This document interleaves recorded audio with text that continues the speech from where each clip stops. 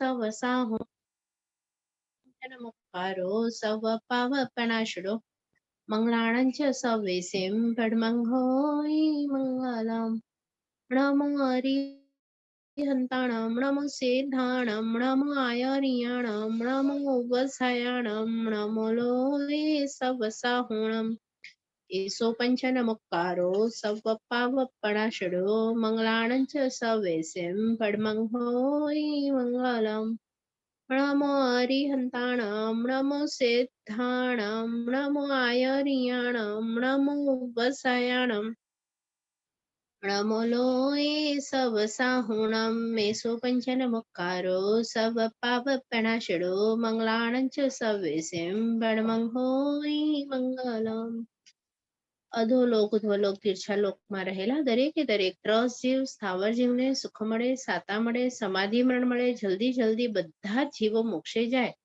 એવી પ્રાર્થના. ચલો બધા શાતામાં હસશો અને આજે આપણે થોડુંક ઊંધું કરીશું. સ્ટાર્ટિંગમાં આપણે ગાથા લઈ લઈશું અને રિવિઝન પછીથી કરીશું. તો સ્ટાર્ટિંગ આપણે કરીશું 20મી ગાથાથી. આપણો વિષય ચાલુ છે નવ તત્વ અને એમાં 20મી ગાથા એટલે કે પાપ તત્વ જે ચોથું તત્વ છે એની છેલ્લી ગાથા છે ને આગળની 19 ગાથાનું રિવિઝન આ આપણી 20મી પતી જશે એના પછી આપણે કરીશું. બરાબર? ચલો તો એમાં પહેલો શબ્દ છે થાવર. તો થાવર એટલે જેને લખવું હોય સ્થાવર. સ્થાવર એટલે શું? જે સ્થિર હોય, પોતાની રીતે હલી ચલી ન શકે. તો હવે આ કેમ ઉદયમાં આવ્યું સ્થાવરપણું? તો કે છે પાપ તત્વના કારણે. તો આ જે આખી 20મી ગાથા છે એનું હેડિંગ લખવું હોય તો લખો સ્થાવર દશક. એટલે કે 10 એવી વસ્તુઓ જે પાપ તત્વ ઉદયમાં આવે તો આપણને આવી શકે છે ઉદયમાં. તો ઉપર લખવાનું હેડિંગ સ્થાવર દશક. હું તમને આ પતશે એટલે થોડુંક રિવિઝન કરાવીશ, એમાં પૂછીશ કે સ્થાવર દશકમાં શું શું આવે તો તમારે આ 10 વસ્તુના નામ લેવાના. બરોબર? તો એમાં પહેલું છે સ્થાવર. તો હવે એમાં તમારે લખવું હોય તો લખી લો સ્થાવર કોને કહેવાય. લખો જેનાથી હાલવા ચાલવાની શક્તિનો અભાવ, એક સ્થાને સ્થિર રહેવું પડે તે સ્થાવર. નામ કર્મ તે સ્થાવર નામ કર્મ. એમાં હવે જુઓ ગાથામાં બીજો શબ્દ છે સુહુમ. તો આ અર્ધમાગધી શબ્દ છે અને સંસ્કૃતમાં હશે સૂક્ષ્મ. તો સૂક્ષ્મ બીજો શબ્દ છે અને એની ડેફિનેશન છે જેનાથી ઇન્દ્રિયના વિષયમાં ન આવે તેવું સૂક્ષ્મપણું પ્રાપ્ત. જેનાથી ઇન્દ્રિયના વિષયમાં ન આવે તેવું સૂક્ષ્મપણું પ્રાપ્ત. એટલે આ 1 નંબર 1 સ્થાવર.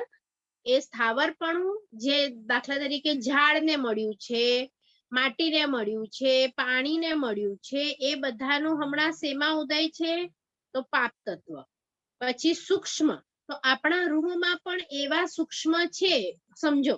તો એ બધાને કેમ સૂક્ષ્મપણું મળ્યું છે? આપણે જો એકબીજાને દેખાઈ શકીએ છીએ પણ એ લોકો આપણને દેખાતા નથી. તો આટલું જે સૂક્ષ્મપણું છે તો એમનું શું તત્વ ઉદયમાં છે? પુણ્ય કે પાપ? તો કે છે પાપ. બરાબર?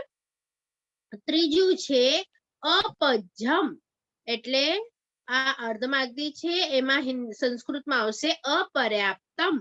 એટલે હવે ત્રીજામાં લખી લો અપર્યાપ્તની ડેફિનેશન શું આવશે? જેનાથી સ્વયોગ્ય પર્યાપ્તિઓ પૂર્ણ ન થાય તે. જેનાથી સ્વયોગ્ય પર્યાપ્તિઓ પૂર્ણ ન થાય તે. હવે આપણે બધા પર્યાપ્તા છીએ કે અપર્યાપ્તા? પર્યાપ્તા. કેમ કે આપણે આપણી પર્યાપ્તિઓ જે જોઈતી હતી આપણને એ પૂરી કરી. પણ ઘણા એવા જીવો છે જે જન્મ લે, 3 પર્યાપ્તિ આવે જન્મથી, પણ ચોથી પછી પૂરી ન કરી શકે તો પછી મરી જાય. તો આ અપર્યાપ્તપણામાં મરી ગયા. એ કેમ ગયા મરીને અપર્યાપ્તપણામાં? તો એમને પાપનો ઉદય, તત્વનો ઉદય હતો. બરાબર? એટલે આપણે જે પર્યાપ્ત છીએ તે પુણ્ય તત્વના કારણે, અને જે લોકો અપર્યાપ્ત બન્યા છે એ લોકો બધાને પાપ તત્વનો ઉદય છે. ચોથો સાધારણ, એટલે ગુજરાતીમાં થશે સાધારણ. તો સાધારણ કોને કહીશું? તો જેનાથી અનંત જીવો વચ્ચે એક જ શરીર પ્રાપ્ત થાય તે. જેનાથી અનંત જીવો વચ્ચે એક જ શરીર પ્રાપ્ત થાય તે. એટલે જનરલ વોર્ડ, આપણે કહીએ ને કે આપણે ક્યાંક ગયા અને જનરલ રૂમ મળે, તો એમાં લાખો લોકો હોય અને એની સાથે આપણે શેર કરવાનું. તો આ કેમ? તો પુણ્ય આપણું ઓછું છે, પાપ તત્વનો ઉદય છે. પણ જો તમારું પુણ્ય જાગે તો તમારા માટે આખો સ્વીટ બુક થાય. તમારું આ શરીરમાં આપણો એક જ આત્મા છે. તો આપણે હમણાં પુણ્ય તત્વમાં છીએ. તો સાધારણ એટલે કાંદા બટેટાના જે જીવો છે, તો એ લોકોને હમણાં પાપ તત્વનો ઉદય છે. તો ઘણા બધા આત્મા એક જ બટેટાના શરીરમાં રહે છે. હવે આ કોને મળે આવું સાધારણપણું? જેને આવા સાધારણ જીવોને ઘણા માર્યા છે. તો એમાં જ એમની આસક્તિ હતી ખાવામાં, તો પછી અહીંયા ઉત્પન્ન થવું પડ્યું. આપણે જીવ વિચારમાં જોયું છે કે સાધારણનું આયુષ્ય કેટલું અને પ્રત્યેક વનસ્પતિનું આયુષ્ય કેટલું. તો તમે ત્યારે જો કરશો ને તો પણ તમને હમણાં આ અનંતકાય છોડી દેવાનું મન થશે. કારણ કે જોઈને હમણાં ભાવે છે, એની પછી ત્યાં સીટ રિઝર્વ થઈ જાય અને એક આટલા કણિયામાં તો અનંતા જીવો કે છે, એટલે કે ઘણા બધા જીવો વચ્ચે એક જ શરીર પ્રાપ્ત થાય. તમે ખાલી ઇમેજિન કરો, એક રૂમમાં ઘણા બધા જણને આપણે ભરીએ તો કેટલું સફોકેશન થાય. તો આવી પીડા આ જીવોને હોય છે. એના પછી છે શબ્દ અસ્થિર. હવે સાધારણ છે એમાં મ છે, એ મ અધૂરો છે. સાધારણમ એ સંસ્કૃતમાં, પણ પછી મ આખો થયો છે એટલે મ ખોડો વત્તા અ છે, બે શબ્દ છે. તો અ છે એ અથિરમ શબ્દ છે. એટલે અથિર એટલે અસ્થિર. મ છે તે સાધારણમાં લેવાનો છે અને મ માં રહેલો અ છે તે થિરમમાં લેવાનો છે. એટલે શું થશે? સાહારણમ, મ ખોડો, અને અથિરમ એટલે અસ્થિરમ, એટલે અસ્થિર. હવે અસ્થિરની વ્યાખ્યા લખો. જેનાથી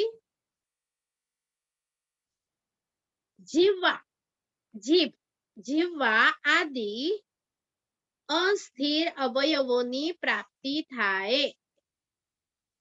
અસ્થિર અવયવોની પ્રાપ્તિ થાય. જો જીભને કયું નામકર્મ છે? અસ્થિર છે, હલ હલ હલ હલ કર્યા કરશે. દાંતને કયું નામકર્મ છે? સ્થિર. બરાબર? તો જીભ છે તે હલ હલ કરે છે. તો આપણા ખબર છે પાછળ જતા કોઈક એજમાં આપણા હાથ હલવા લાગે, ક્યારેક આમ મોઢું હલવા લાગે, તો આ કન્ટિન્યુઅસ હલ્યા જ કરે. તો એ કયું નામકર્મ ઉદયમાં આવ્યું છે તમને હવે? અસ્થિર નામકર્મ એ ઉદયમાં આવે. તો કોઈ પણ અંગ આપણું હલવા લાગે, જેને આપણને સ્ટોપ રાખવું પછી ભારે પડી જાય એમ. અશુભ, છઠ્ઠું છે અશુભ. તો જે ફરીથી મ છે તે ખોડો છે અને પછી શુભ દેખાય છે તમને, તો મ અધૂરો છે અને એ મ માં અ ઘૂસી ગયો છે. તો અશુભ એમ બે શબ્દ છે. સાહારણમ, અથિરમ, અશુભમ. બરાબર? અશુભની ડેફિનેશન લખો. જેનાથી નાભીની નીચેના અંગને અશુભતા પ્રાપ્ત થાય. નાભીની નીચેના અંગને અશુભતા પ્રાપ્ત થાય. આ બધા નામ કર્મ જ છે. તેવું નામ કર્મ. એના પછીનો શબ્દ છે અશુભ પછી દુભઘાણી. આપણને વંચાય છે દુભઘાણી એટલે શું? દુર્ભાગ્ય. તો દુર્ભાગ્ય એટલે શું? લખો. જેનાથી જીવને દેખતા પણ જેનાથી જીવને દેખતા પણ ઉદ્વેગ થાય. ઉદ્વેગ થાય. કદાચ ઉદ્વેગ બધાને ખબર નહીં પડે તો આપણે ઈઝી લખીએ થોડું. એનું ઉદ્વેગ એટલે શું? તો લખો ઉપકારી હોવા છતાં, ઉપકારી હોવા છતાં જેનું દર્શન અરુચિકર લાગે તે. જેનું દર્શન અરુચિકર લાગે તે એટલે શું? કે જો હું તમારા માટે ઘણું બધું કરું પણ છતાંય તમને છે ને હું જોવા પણ નહીં ગમું. એવા આપણા લાઈફમાં ઘણા વ્યક્તિ હોય છે કે નહીં? બિચારા કેટલું બધું કામ કરે પણ એમને છે ને કોઈને આમ ગમે જ નહીં એ લોકો. તો શું ઉદયમાં છે એવા લોકોનું? દુર્ભાગ્યપણું. બરાબર? એ આપણે અગલા ભાવમાં બધું કેવું બિહેવિયર કર્યું છે બધા સાથે, તો એ વખતે આપણે બધાને એવું જ કરતા હતા. તો આપણું આ કર્મ ત્યારે બંધાઈ ગયું હતું અને હમણાં ઉદયમાં આવ્યું છે. તો સમજો કે હું ઘણું બધું કરું. ઘણા હોય ને એવા મા બાપ બિચારા છોકરાઓ માટે કેટલું કરે, પણ પછી છોકરાઓને મોટા થઈને એમની કિંમત હોય નહીં. પછી એ લોકો રડે ને કે બેન આવું થાય છે. કેમ થયું? શું ઉદયમાં આવ્યું છે? દુર્ભાગ્યપણું. બરાબર? એના પછી છે દુસ્વર. નીચેની લાઈનમાં જે પહેલો શબ્દ છે દુસ્વર એટલે દુસ્વર. તો દુસ્વરમાં શું લખવાનું છે? જેનાથી અશુભ સ્વર પ્રાપ્ત થાય તેવું નામ કર્મ.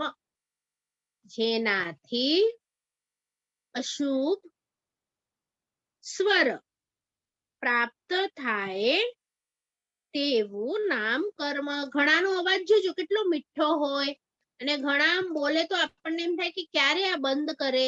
તો હવે એમનો આ ભાવનો ગુનો નથી.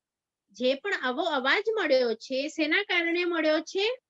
આગળમાં આપણે શું કર્યું છે બધાનું આવશે. તો ખાલી હમણાં આપણે એટલું જ જોઈશું કે દુસ્વર એટલે જેનો પણ સ્વર સારો નથી એને કયું કર્મ ઉદયમાં આવ્યું છે? તો તમારે કહેવાનું દુસ્વર નામ કર્મ.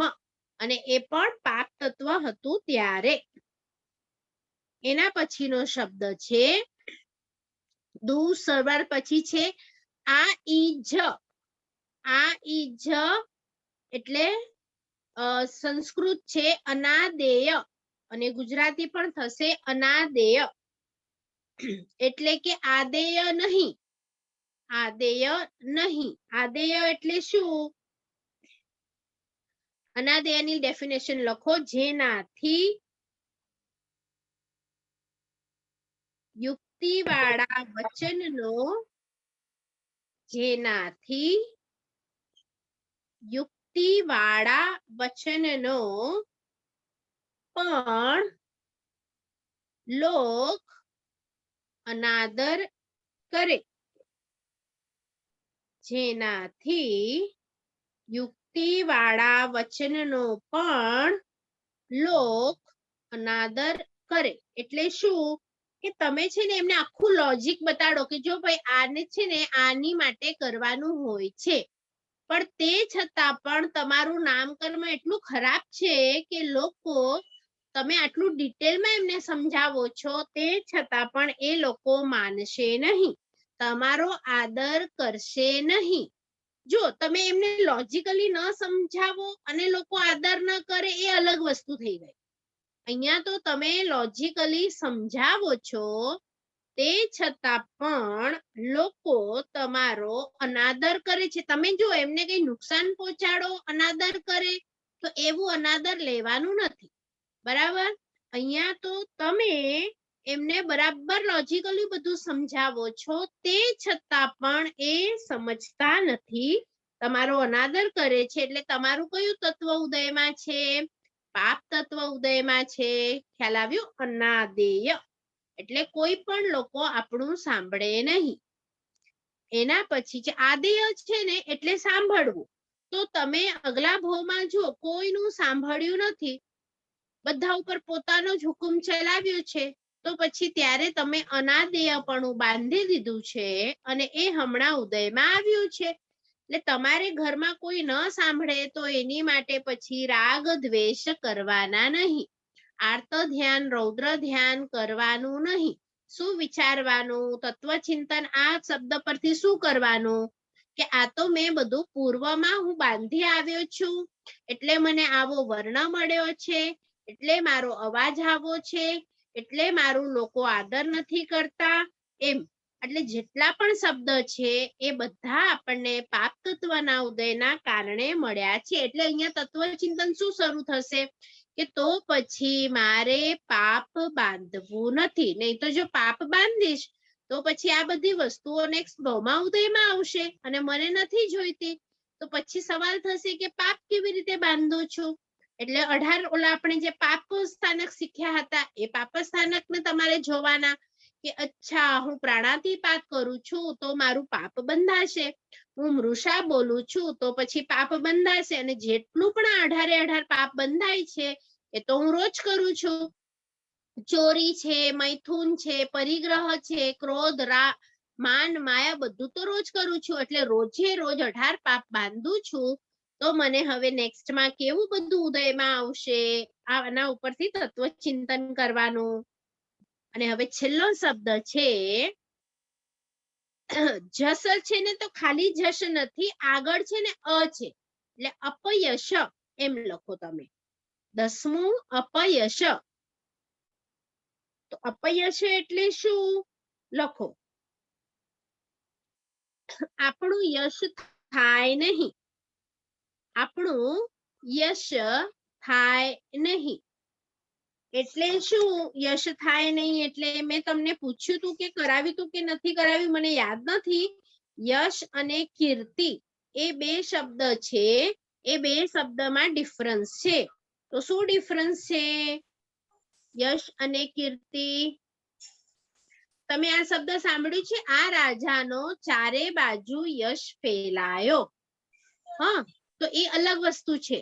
અને આ રાજાની કીર્તિ એટલી બધી સુધી ફેલાયેલી હતી. તો કીર્તિ શબ્દ અને યશ આપણે એક જ કરી દઈએ છીએ, પણ બંને શબ્દ અલગ અલગ છે. તો આ હોમવર્ક છે. યશ અને કીર્તિમાં શું ડિફરન્સ છે? ચલો, એટલે તમારા 10 થયા. હું એક વખત ફરીથી બોલું છું, કયા કયા 10 થયા છે?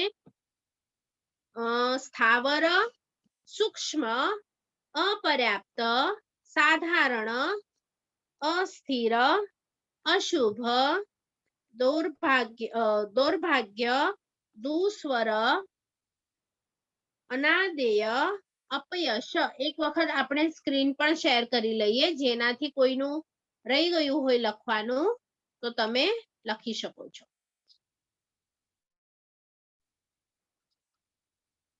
શું આમાં શું છે? સ્થાવર, આ બધાની ડેફિનેશન પણ છે, કોઈનું રહી ગયું હોય તો.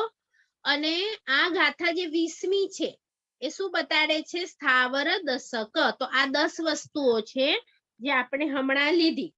તો આ 10 વસ્તુઓ મને પ્રાપ્ત શેના કારણે થાય છે?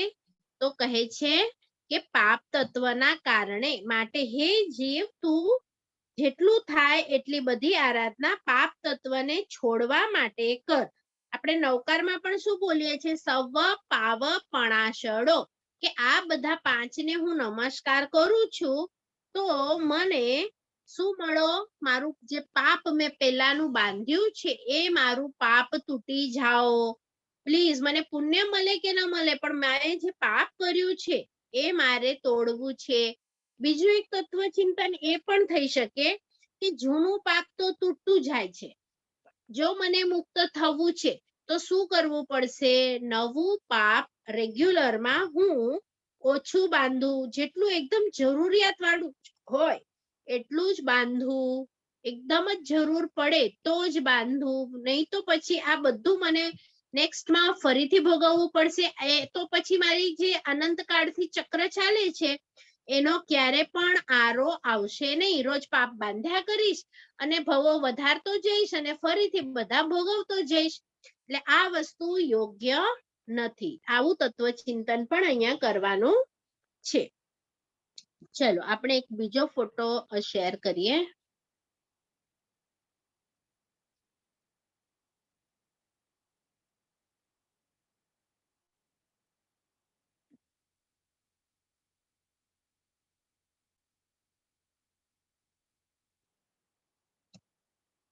જો હમણાં આપણે કરીને ત્રસ દશક અને સ્થાવર દશક, પ્રતિપક્ષ એટલે ઓપોઝિટ.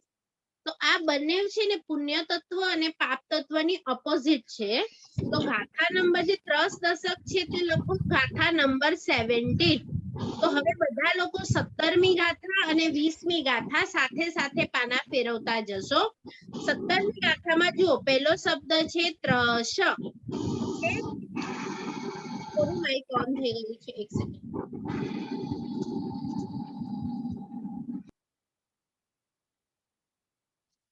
ચલો, ત્રસ અને અહીંયા શબ્દ છે સ્થાવર, એટલે બંને ઓપોઝિટ છે. ત્રસ એટલે શું? પુણ્યના કારણે મળે અને આપણે હાલી ચાલી શકીએ એવું શરીર મળે, અને સ્થાવર એટલે આપણે હાલી ચાલી ન શકીએ. પછી જુઓ 17મી ગાથામાં બીજો શબ્દ શું છે? બાદર, એટલે કે આપણે આંખથી દેખાય, આપણને બધાને કેવું શરીર મળ્યું છે હમણાં? બાદર, પુણ્યના કારણે. અને આ બાજુ તમે પાપ તત્વમાં સ્થાવર દશકમાં બીજું જોશો તો શું આવ્યું? સૂક્ષ્મ, એટલે કે એટલું સૂક્ષ્મ શરીર છે કે કોઈ જોઈ શકતું નથી. પછી પર્યાપ્તપણું, તો આપણે બધી પર્યાપ્તિઓ પૂર્ણ કરી છે એટલે પુણ્યના કારણે. અને અપર્યાપ્તપણું એટલે પાપના કારણે. અહીંયા આવશે પ્રત્યેકપણું, એટલે કે એક શરીર અને એક જીવ, એક આત્માને એક શરીર મળે છે. અને અપર્યાપ્ત એટલે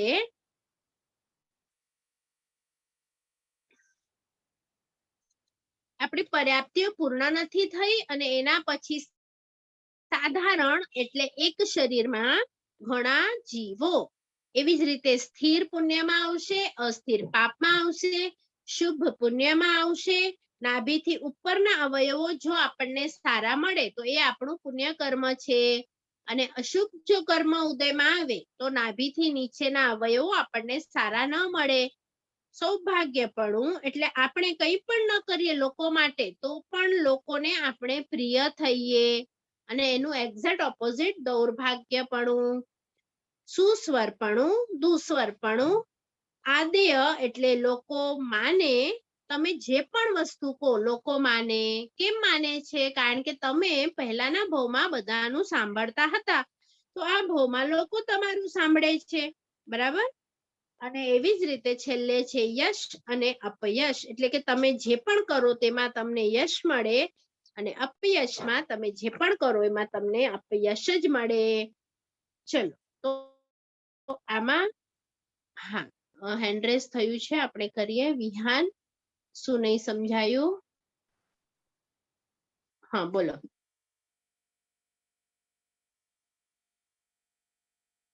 તમે બોલી શકો છો. એક સેકન્ડ, મેં કર્યું તું અનમ્યુટ. હા, અવાજ આવે છે? હા હા. સ્થિર અને અસ્થિરમાં શું ફરક હોય? સ્થિર અને હા, સ્થિર એટલે તમે ડેફિનેશન લખી છે કે સ્થિરતા પ્રાપ્ત કરી. હમણાં જો આપણને તમે બધા એક જગ્યા ઉપર સ્થિર બેઠા છો તો તમે સ્વાધ્યાય કરી શકો, કાયોત્સર્ગ કરી શકો, તો એ સ્થિર રહેવું પુણ્યપણું છે. એટલે કે તમે ધારો એટલી વાર સ્થિર રહી શકો. પણ અસ્થિર એટલે તમે ધારો તો પણ સ્થિર ન રહી શકો, તમે બધા હલી જાઓ કાયોત્સર્ગમાં, કે મનથી પણ હલી જવું, બધું આવશે, દ્રવ્યથી, ક્ષેત્રથી, કાળથી, ભાવથી. પણ એ આગળ જતા આવશે. હમણાં તો ખાલી એટલું જ કે જો આપણને સ્થિરતા પ્રાપ્ત થઈ છે કે ધર્મ ભણી શકીએ છીએ તો એ આપણું પુણ્યપણું છે. ઘણાનો એવો સ્વભાવ હોય, જોજો તમે એક જગ્યા ઉપર નહીં બેસી શકે, એટલે પછી છે ને તો ચંચળતા, તો એ આપણને અધ્યાત્મ જગત માટે નહીં ચાલે. આપણને સ્થિરતા જોઈશે, મનની પણ, તનની પણ અને કાયાની પણ, ત્રણ મન, વચન અને કાયા. સ્થિર જેટલું તમે રહેશો તો એ પુણ્યનું કારણ છે. પણ આ તો તમને ખાલી એક્ઝામ્પલ આપ્યું છે કે જેમને સ્થિર ન ખબર પડે તો દાંત કેવા છે તો સ્થિર છે અને જીભ કેવી છે તો હલે છે, પણ એનું અહીંયા કઈ લેવાનું નથી.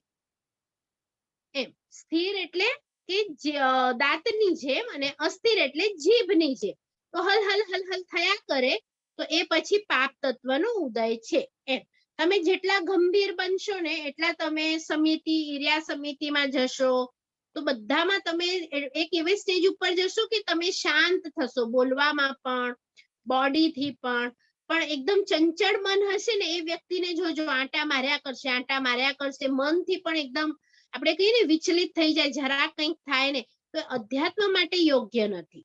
અધ્યાત્મ માટે સ્થિર હોવું બહુ જરૂરી છે. એટલે તમે છે ને જેટલું કર્મ સત્તામાં માનતા થશો ને એટલું ધીરે ધીરે ધીરે શાંત થશો. અને નહીં તો તમને થશે કે મારી સાથે આવું કેમ થયું, અને પછી તમે ઉકળશો એટલે તમારી અસ્થિરતા આવી જશે.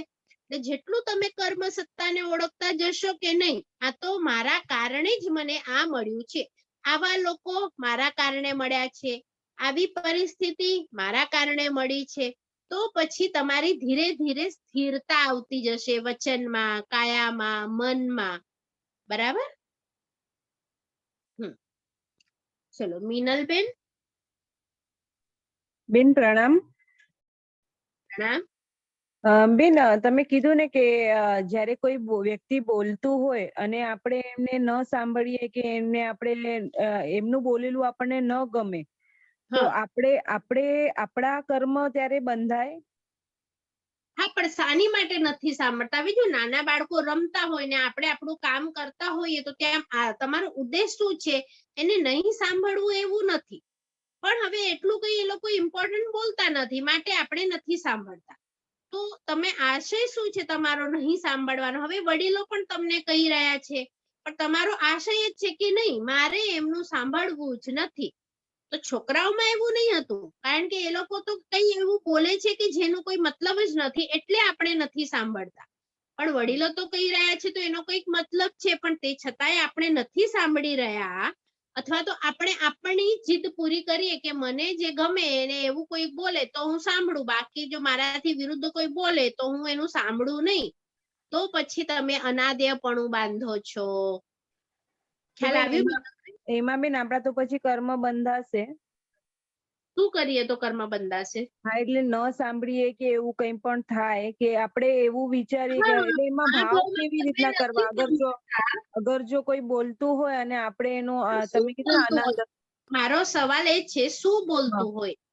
એટલે આત્માના હિત માટે બોલે ને તો પાપ બંધાય. પણ તમે જો એમ કે તમને કે ચલો ને આપણે પાર્ટીમાં જઈએ અને આપણે નથી જતા, આપણું શરીરનું કલ્યાણ નથી કરવું, આત્માનું કરવું છે, તો તમે નથી જતા સાંભળીને, તો તમને કઈ નથી બંધાતું. તમે જો શરીરનું સાંભળો એ લોકોનું તો આમે તમારું ખરાબ થવાનું જ છે. તો ત્યાં આપણે સાંભળો તો ચાલે. જો આપણે ધર્મનું કરતા હોઈએ અને એ પેપર વાંચતા હોય અને આપણને પેપરમાંથી કંઈ જણાવતા હોય અને ત્યારે આપણે એમનું નિગ્લેક્ટ કરતા હોઈએ કંઈ વસ્તુ, તો પછી તો ત્યારે આપણે કેવા ભાવ કરવા? સારું, આ કહી રહ્યા છે મને એમની પ્રત્યે દ્વેષ તો નથી, પણ એટલું ઇમ્પોર્ટન્ટ નથી કે હું જેટલું ઇમ્પોર્ટન્ટ કરી રહ્યું છું એટલું નથી, માટે નથી સાંભળવું. એ વ્યક્તિ માટે દ્વેષ થાય ને તો પછી અનાદ્યપણું બંધાય. તમે ન સાંભળો એનાથી અનાદ્યપણું ન બંધાય, પણ તમે નથી સાંભળતા ત્યારે ભાવ કેવો છે? દ્વેષનો, કે નહીં આ જો કેસે તો હું નહીં જ કરું, તો પછી એ દ્વેષના કારણે અનાદ્યપણું બંધાય. એટલે બેન ક્યારેક ક્યારેક આપણને એમ થઈ જાય ને કે આપણે ધર્મનું કરીએ છીએ ને એમાં એ વચ્ચે એવી રીતના છાપાનું, એટલે આપણે ત્યારે વ્યક્તિ વિશે થોડુંક ઓલું આપણને મનમાં એવું થઈ જાય છે. એટલે એ નથી કરવાનું. એક તો આ શીખવાડે છે કે આપણે શું થાય છે ત્યારે કે આપણને આપણે ગ્રેટ સમજીએ કારણ કે આપણે કંઈક કરી રહ્યા છીએ, બરોબર? તો એ જ વખતે એ લોકો માટે તુચ્છતાનો ભાવ આવી જાય છે કે એ લોકો નથી કરતા. દાખલા તરીકે હું 28 કરતી હોઉં અને તમે ના કરતા હો તો તમારું સ્થાન મારા માટે થોડુંક નીચું થઈ જાય. અથવા હું બહુ બધું ભણું છું ને તમે નથી ભણતા તો એ નીચું થઈ જાય. હું દેરાસર રોજ જાઉં છું, તમે નથી જતા, તો જે નથી જતા એની માટે જે ભાવ નીચો થાય છે એના કારણે આપણે અનંત કાળ ફરી રહ્યા છીએ. કારણ કે જે કરવાનું છે કરી રહ્યા છીએ, પણ જે નથી કરવાનું આપણે બધાએ એ પણ આપણે કરી રહ્યા છીએ એમ. તો એ પહેલા બંધ કરવાનું છે. એ વ્યક્તિ વિશે આપણને દ્વેષ અને એવું કંઈ પણ ન થવું જોઈએ. હા, ન થવું જોઈએ. તો એની માટે પણ શુભ વિચારવાનું કે એને પણ જલ્દીથી ધર્મ મળે. આપણ જો આવું કરત તો કેટલું સારું થાત, એ પણ ફટાફટ કર્મ તોડી દે એમ શુભ ભાવ કરવાનો. હા બેન. ચલો, તો આ આપણી 20 ગાથા એટલે 20મી ગાથા આપણે પૂરી કરી અને 17મી સાથે તમારે ટેલી કરવાની હતી. અહીંયા સુધી 20 ગાથાઓમાં પંતનગર સંઘના અથવા તો જે લોકો ફર્સ્ટ ટાઈમ નવતત્વ શીખી રહ્યા છે એ લોકોને કંઈ પણ ડિફિકલ્ટી હોય તો પૂછજો, કારણ કે હવેના તત્વ પછી અઘરા થતા જશે, આશ્રવ તત્વ આવશે. તો આપણે હમણાં જેવી રીતે પૂછીએ છીએ આ 20 ગાથાઓ વિશે, એટલે મને ખ્યાલ આવી જશે કે કોને કોને શું શું સમજાવ્યું છે. તમે બધા જોઈને જવાબ આપવાના છે. તમે હેન્ડ રેઝ કરજો એટલે હું પૂછું છું. પહેલો સવાલ છે, તત્વ કેટલા છે?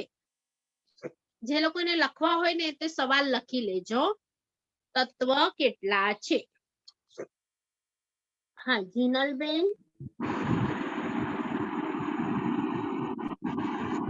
9 તત્વો છે. હા, 9.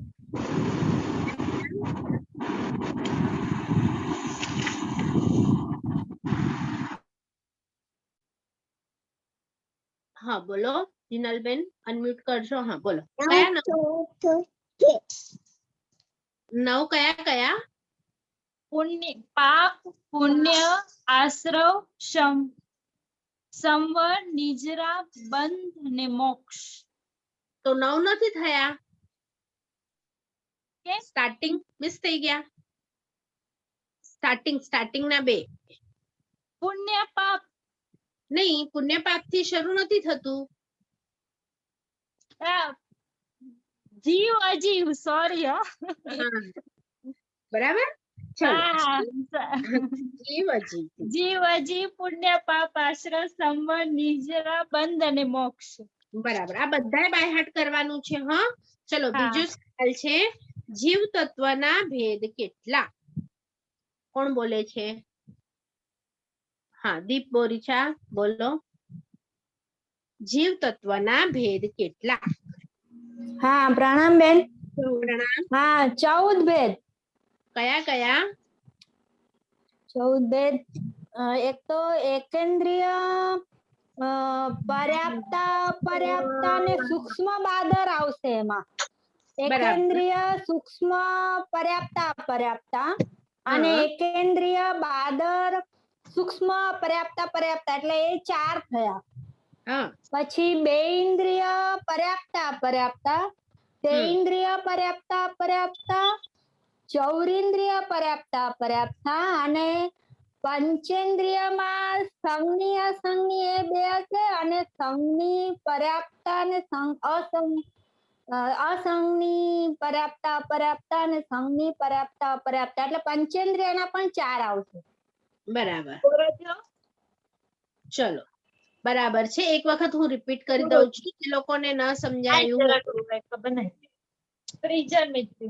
એક સેકન્ડ, મ્યુટ કરી દઉં બધાને.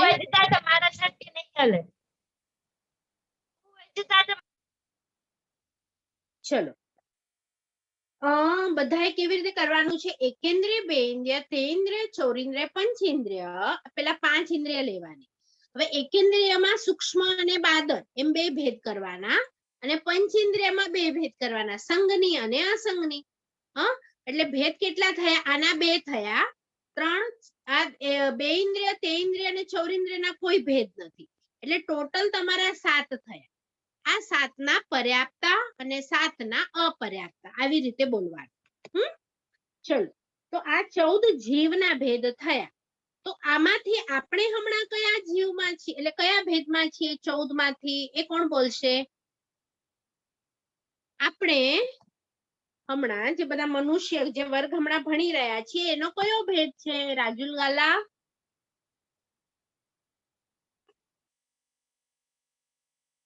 બોલો. તમને અનમ્યુટ કર્યું છે તમે. હા, બોલો. સંગીની પંચેન્દ્રિય પર્યાપ્તા. સંઘની ને સંઘની. સંગની, હા. હા, તો પહેલા પર્યાપ્તા શબ્દ મૂકવાનો. પર્યાપ્તા. પર્યાપ્તા સંગીની પંચેન્દ્રિય. હા, બરાબર. 5 ઇન્દ્રિય કઈ કઈ મળી છે આપણને? આહાર, આહાર પર્યાપ્તિ, શરીર પર્યાપ્તિ, ઇન્દ્રિય પર્યાપ્તિ. હા, આ તો પર્યાપ્તિ થઈ 5 ગઈ. ઇન્દ્રિય તો હા. હા. આંખ, કાન, નાક અને આ સ્પર્શેન્દ્રિય અને હા, પહેલા સ્પર્શેન્દ્રિય, સ્પર્શેન્દ્રિય, પછી રસનેન્દ્રિય, પછી ઘ્રાણેન્દ્રિય, ઘ્રાણેન્દ્રિય, પ્રાણેન્દ્રિય, ચક્ષુરેન્દ્રિય, ચક્ષુેન્દ્રિય, શ્રોતેન્દ્રિય. શ્રુતેન્દ્રિય. બરાબર. હા. હા, ચલો એના પછીનો સવાલ, અજીવ તત્વના ભેદ કેટલા? અજીવ તત્વના ભેદ કેટલા? કોણ કહેશે? નીનાબેન બોલો છો? બોલો.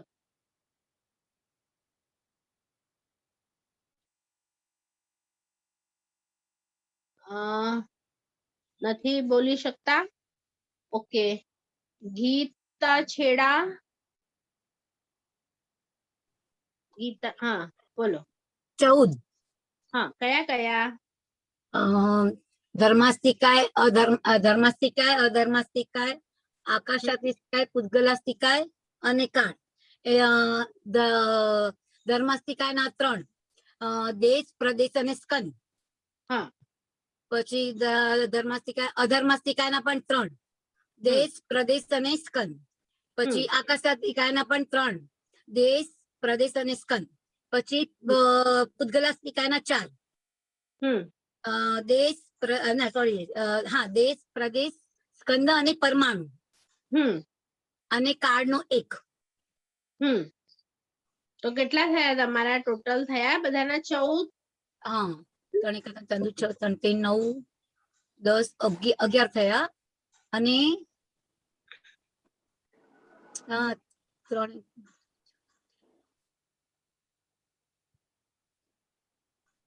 કયું રહી ગયું? કયું રહી ગયું? ધર્માસ્તિકાય, અધર્માસ્તિકાય, આકાશાસ્તિકાય, ધર્માસ્તિકાય, અધર્માસ્તિકાય, આકાશાસ્તિકાય, 3 એમ બોલવાનું. બરાબર. અને કાળ 1 એટલે 10 પૂરા થયા. પૂતગલાસ્તિકાયના 4 એટલે 14 એમ. અને જેને પણ ન ખ્યાલ આવતું હોય તો તમે ફરીથી મને પૂછી શકો છો, તો એ વસ્તુ આપણે ફરીથી સમજાવી દઈશું તો બધાને ક્લિયર થઈ જાય. ચલો એના પછીનું છે,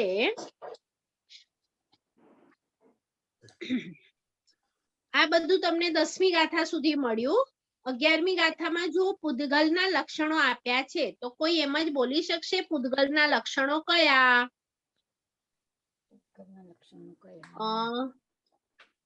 નીનાબેન બોલશો? પૂતગલના લક્ષણ 11મી ગાથામાં છે, જો બોલો જોઈને. પૂતગલ એટલે શું? કોઈ પણ વસ્તુ. તો કેવી રીતે ખબર પડે? તો આ 10 વસ્તુ હોય ને તો ખબર પડે કે આ પૂતગલ છે એમ. તો પૂતગલમાં શું શું આવે? નંબર 1 બોલો.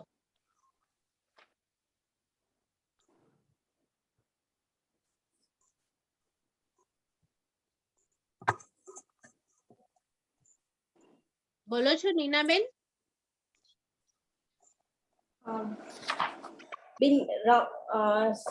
એટલે રંગ, ગંધ, રંગ એ. હા, એ બી છે. વર્ણ, ગંધ, રસ, સ્પર્શ એમ બોલવાનું. પછી સ્ટાર્ટિંગમાં કયો શબ્દ છે? 11મી ગાથામાં એટલે શીત ઉષ્ણ પછી એટલે એવી રીતે શ્વેત શીત ઉષ્ણ રંગ જ નથી, થાય. નહીં શીત ઉષ્ણ નથી લેવાનું. 11મી ગાથા પૂદગલના લક્ષણો.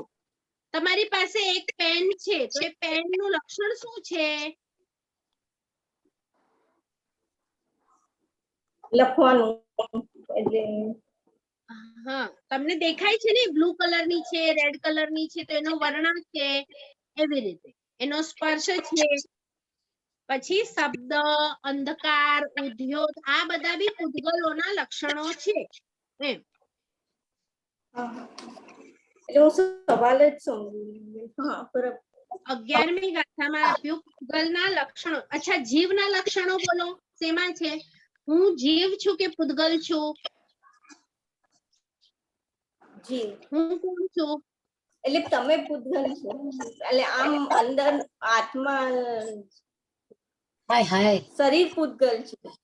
હા, શરીર પૂદગલ છે, જેમાં મારી આત્મા રહે છે એ પૂદગલ છે, મારી આત્મા જીવ છે. જીવના લક્ષણો કઈ ગાથામાં આપ્યા છે? જીવના લક્ષણો જુઓ કઈ ગાથામાં છે. ચલો બીજું કોણ બોલે છે જીવના લક્ષણો? જિન્નલ થઈ ગયું. નવા બોલો. પ્રિયલ શાહ કર્યું છે તમને, બોલો. પ્રિયલ શાહ, હા બોલો. જીવના લક્ષણો. જ્ઞાન, દર્શન, ચારિત્ર, તપ, વીર્ય, ઉપયોગ. હા, કઈ ગાથામાં છે? ગાથા નંબર 5. બરાબર. એટલે ખ્યાલ આવ્યું બધાને? ગાથા પણ તમને ખ્યાલ હોવી જોઈએ. પૂદગલના લક્ષણ સંગીતાબેન કઈ ગાથામાં છે? પૂદગલના લક્ષણ છે 11મી ગાથા. 11. 11. હા, ક્યાં છે? વાંચશો 10. શબ્દ, અંધકાર, ઉદ્યોત, પ્રભા, છાયા, આતપ, વર્ણ, પ્રભા ગંધ અને સ્પર્શ. બરાબર. આવી નીનાબેન, ચલો એના પછીનું તમને બંને હા હા બેન, કરું તમે છું. હા, એના પછીનું કાળનું સ્વરૂપ છે ગાથામાં, બરોબર. 13મીમાં સમય આપ્યું છે કે કેટલા નાના નાના આપણા એમાં સમયો હોય છે. ચલો એના પછીની ગાથામાં છે, મારો સવાલ છે કે ત્રીજું તત્વ જે છે પુણ્ય તત્વ, તો પુણ્ય તત્વમાં કેટલા કર્મ ઉદયમાં આવે? પુણ્ય તત્વમાં ટોટલ કેટલા કર્મ ઉદયમાં આવે? ચલો મિનલબેન, તમને કર્યું છે, બોલો. કેટલા કર્મ ઉદયમાં આવે પુણ્ય હોય તો? 42 તત્વો. 42 તત્વ નહીં, કર્મ પૂછ્યા મેં.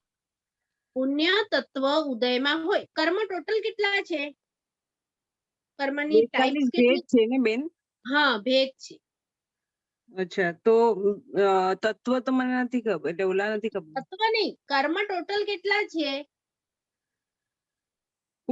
પુણ્ય કર્મ તમે પૂછો છો? નહીં, ઓનલી કર્મ. કર્મના પ્રકાર કેટલા છે એમ જ તમને ખ્યાલ હોય તો બોલો. આ તો બધાને આવડવું જ જોઈએ ને કે કર્મ કેટલા છે. કોઈ બી એક કર્મનું નામ બોલો. મોહનીય કર્મ ને હા, તો ટોટલ ચાર કેટલા? ઓલા કસાય છે એ ને બેન? હા, ટોટલ કર્મ કેટલા છે? મોહનીય એક કર્મ છે, બરોબર છે. મોહનીય પછી આ બધાને આવડવું જોઈએ કર્મ ટોટલ કેટલા છે. એક મોહનીય બરોબર છે, બીજા કોઈ તમને યાદ આવે છે? મોહનીય રાગ દ્વેષ. ચલો સાંભળો, આપણે બીજા કોઈને કહીએ. માલિનીબેન ગઢડા, તમે બોલો. કર્મ કેટલા છે? 8 છે કર્મ. કયા કર્મ છે 8? જ્ઞાનાવર્ણ્ય કર્મ, દર્શનાવર્ણ્ય કર્મ, વેદનીય કર્મ, મોહન કર્મ, આયુષ્ય કર્મ, નામ કર્મ, ગોત્ર કર્મ, અંતરાય કર્મ. હા, તો આ લખી લેજો મિનલબેન. 8 કર્મ છે અને એ 8 કર્મ માંથી પુણ્ય જો તમારું જાગૃત હોય, હમણાં પુણ્ય તત્વ છે, તો કેટલા કર્મ આ 8 માંથી ઉદયમાં આવે? એ સવાલ હતો મારો. 8 માંથી કેટલા ઉદયમાં આવે પુણ્ય તત્વમાં? પુણ્ય તત્વમાં 8 માંથી 8 કર્મ જ ઉદયમાં આવે ને? ના, ઓનલી 4 આવે. કેટલા આવે? 4. અચ્છા. હા, એ આપણે ગાથા નંબર જોઈએ. તમને કહું, ત્રીજું પુણ્ય તત્વની ગાથાઓ ખોલો, એમાં જુઓ 15મી ગાથા છે ને, એમાં પહેલું કયું કર્મ લખેલું છે? જુઓ, વાંચો. સાતા, ઉદય, ગોત્ર, હા, દેવ, તો મનુષ્ય. સાતા વેદનીય એટલે આ કયું છે? વેદનીય કર્મ ઉદયમાં આવ્યું. નંબર 1 વેદનીય કર્મ, નંબર 2 ગોત્ર કર્મ. ઉચ્ચ ગોત્ર લખેલું છે એના પછી જુઓ, એટલે ગોત્ર કર્મ પુણ્ય હોય તો ઉદયમાં આવ્યું. પછી ત્રીજું આયુષ્ય કર્મ, કારણ કે પુણ્ય હોય તો આ આયુષ્ય મળે અને પુણ્ય ન હોય તો ઓલું આયુષ્ય મળે. અને ચોથું નામ કર્મ. બસ આ 4 જ ઉદયમાં આવે. હવે આમાં જુઓ, ગાથામાં ક્યાંક નાના વર્ણ્ય આવ્યું, ક્યાં દર્શના વર્ણ્ય આવ્યું, ક્યાં અંતરાય આવ્યું. પુણ્ય હોય તો અંતરાય હોય તો ઉદયમાં આવે. પુણ્યમાં આપણને કોઈ પણ અંતરાય આવે ક્યારે પણ? પુણ્યમાં ના આવે, પાપમાં આવે ને. તો 4 છે ને, એ પુણ્યમાં ઓનલી 4 જ કર્મ ઉદયમાં આવશે. પણ આપણે જે ચોથું તત્વ જ્યારે કરીશું ત્યારે એમાં 8 કર્મ ઉદયમાં આવશે. જો, કારણ કે જ્ઞાનાવર્ણીય કર્મ કેવું છે? જ્ઞાન ઉપર આવરણ લાવે છે.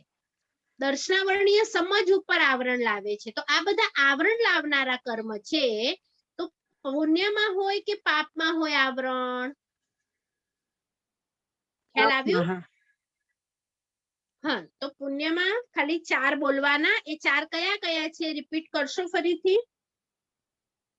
સાતા, ઉચ્ચ ગોત્ર.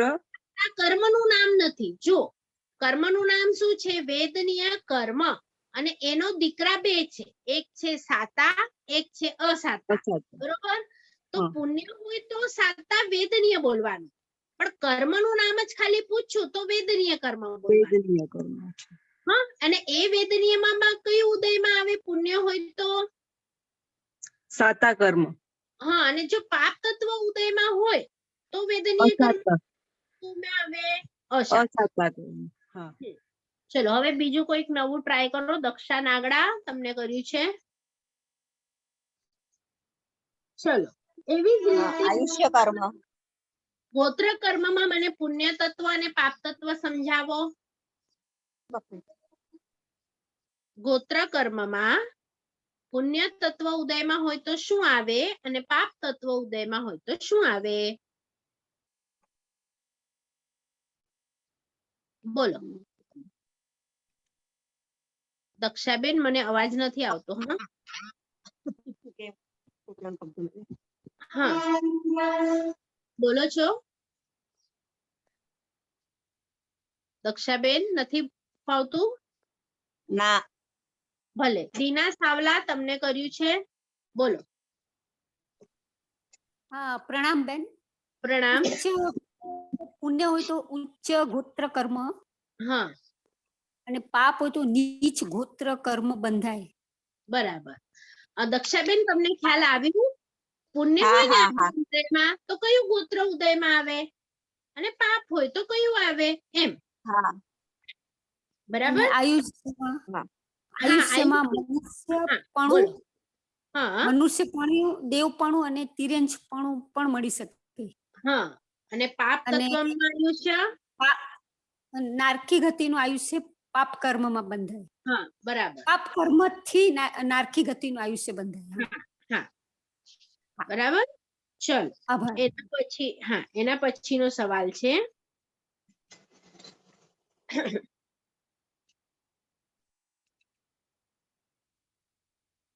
તીર્થંકરપણું પુણ્ય તત્વ કે પાપ તત્વ? વંદના છેડા તમને કર્યું છે. પુણ્ય તત્વ. વંદના છેડા પુણ્ય તત્વ. હા, કારણ કે તીર્થંકરપણું મળવું એ જ પુણ્ય છે. તો તમને આવી રીતે સવાલ કરવાના એકબીજાને. જો, શુભ વર્ણ ગંધ રસ સ્પર્શ, તો આ બધું પુણ્યમાં આવશે. અશુભ વર્ણ ગંધ રસ સ્પર્શ બધું પાપમાં આવશે. તો ઓપોઝિટ ઓપોઝિટ જે છે, ત્રસ દશક, સ્થાવર દશક, એ બધું આપણે શેર કરવાનું. એના પછી છે, એના પછીનો સવાલ છે, આપણે જે પાપ તત્વ જોયું હતું ત્યાં તમે 18મી ગાથા પર આવો તો શું છે, જુઓ સ્ટાર્ટિંગમાં જ છે જ્ઞાનાવર્ણ્યના 5. તો એ શેના કારણે મળ્યા છે આપણને? પાપ તત્વના કારણે. તો એ મને એમ કહો, જ્ઞાનાવર્ણ્ય કર્મ નો ઉદય પાપ તત્વમાં થયો તો કેટલા કર્મ ઉદયમાં આવી શકે?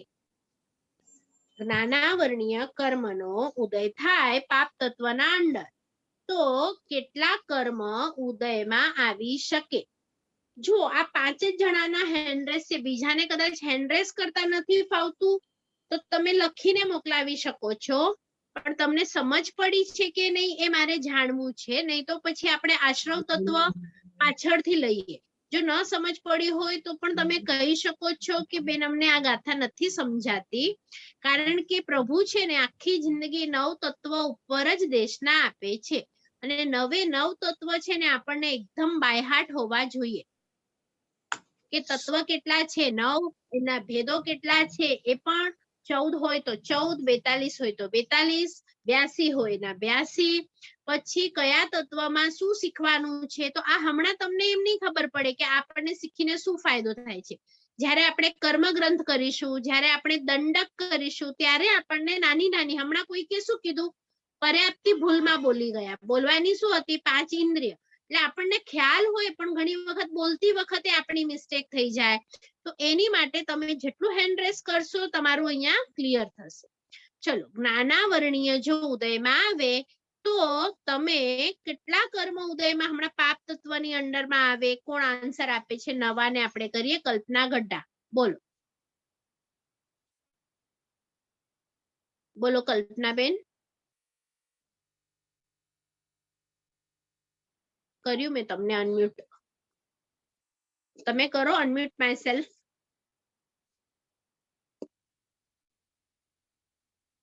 નથી ફાવતું તમને?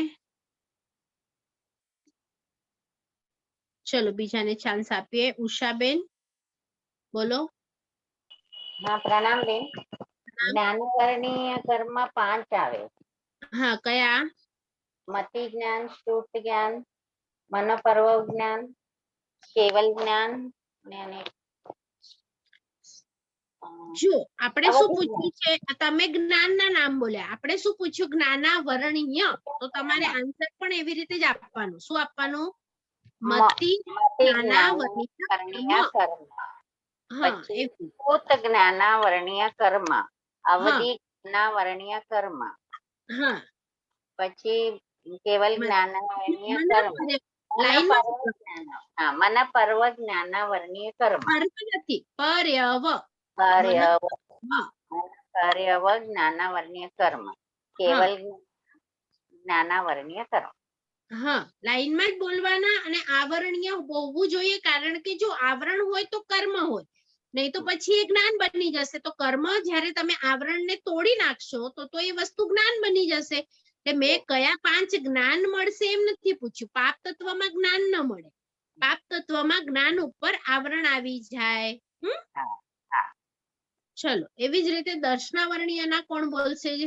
કવિતાબેન તમને કર્યું છે, બોલો. દર્શનાવર્ણીયના 9 આવશે બેન. હા, કયા કયા? વર્ણીય, અચક્ષુ દર્શનાવર્ણીય, અવધિ દર્શનાવર્ણીય, કેવલ દર્શનાવર્ણીય, નિંદ્રા નિંદ્રા નિંદ્રા, પ્રચલા પ્રચલા પ્રચલા અને થીણદ્રી નિંદ્રા. બરાબર.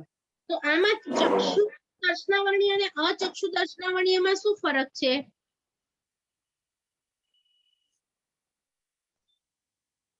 ચક્ષુ દર્શનાવર્ણીય એટલે શું અને અચક્ષુ દર્શનાવર્ણીય એટલે શું? ચક્ષુ ઇન્દ્રિય પર આવે તે ચક્ષુ દર્શનાવર્ણીય, અને અચક્ષુમાં આપણે કહીએ ને 4 ઇન્દ્રિય, એટલે આંખ સિવાયની 4 ઇન્દ્રિય પર જે આવરણ આવે તે. હા, એટલે હમણાં મને જોવામાં જે આવરણ આવી રહ્યું છે એ ચક્ષુ દર્શનાવર્ણીય, અને કાનમાં હમણાં કઈ પ્રોબ્લેમ થાય તો પછી અચક્ષુ દર્શનાવર્ણીય. બરાબર છે. અને આમાં મનપર્યવ ન આવે. હા બોલો, શું પૂછતા હતા? બેન તમે કીધું ને કે આપણે લાઈક પુણ્ય તત્વ હોય તો 4 જ કર્મ ઉદયમાં આવે. હા તો સમજો આપણું પુણ્ય તત્વ હોય પણ આપણે ઘણા જણા જ્ઞાન ન સમજે કે દર્શન ન હોય, બીજી બધી ચીજોમાં ભટકતા હોય તો ઈ કેવી રીતે, એટલે ઈ કેમ સમજવાનું એમ?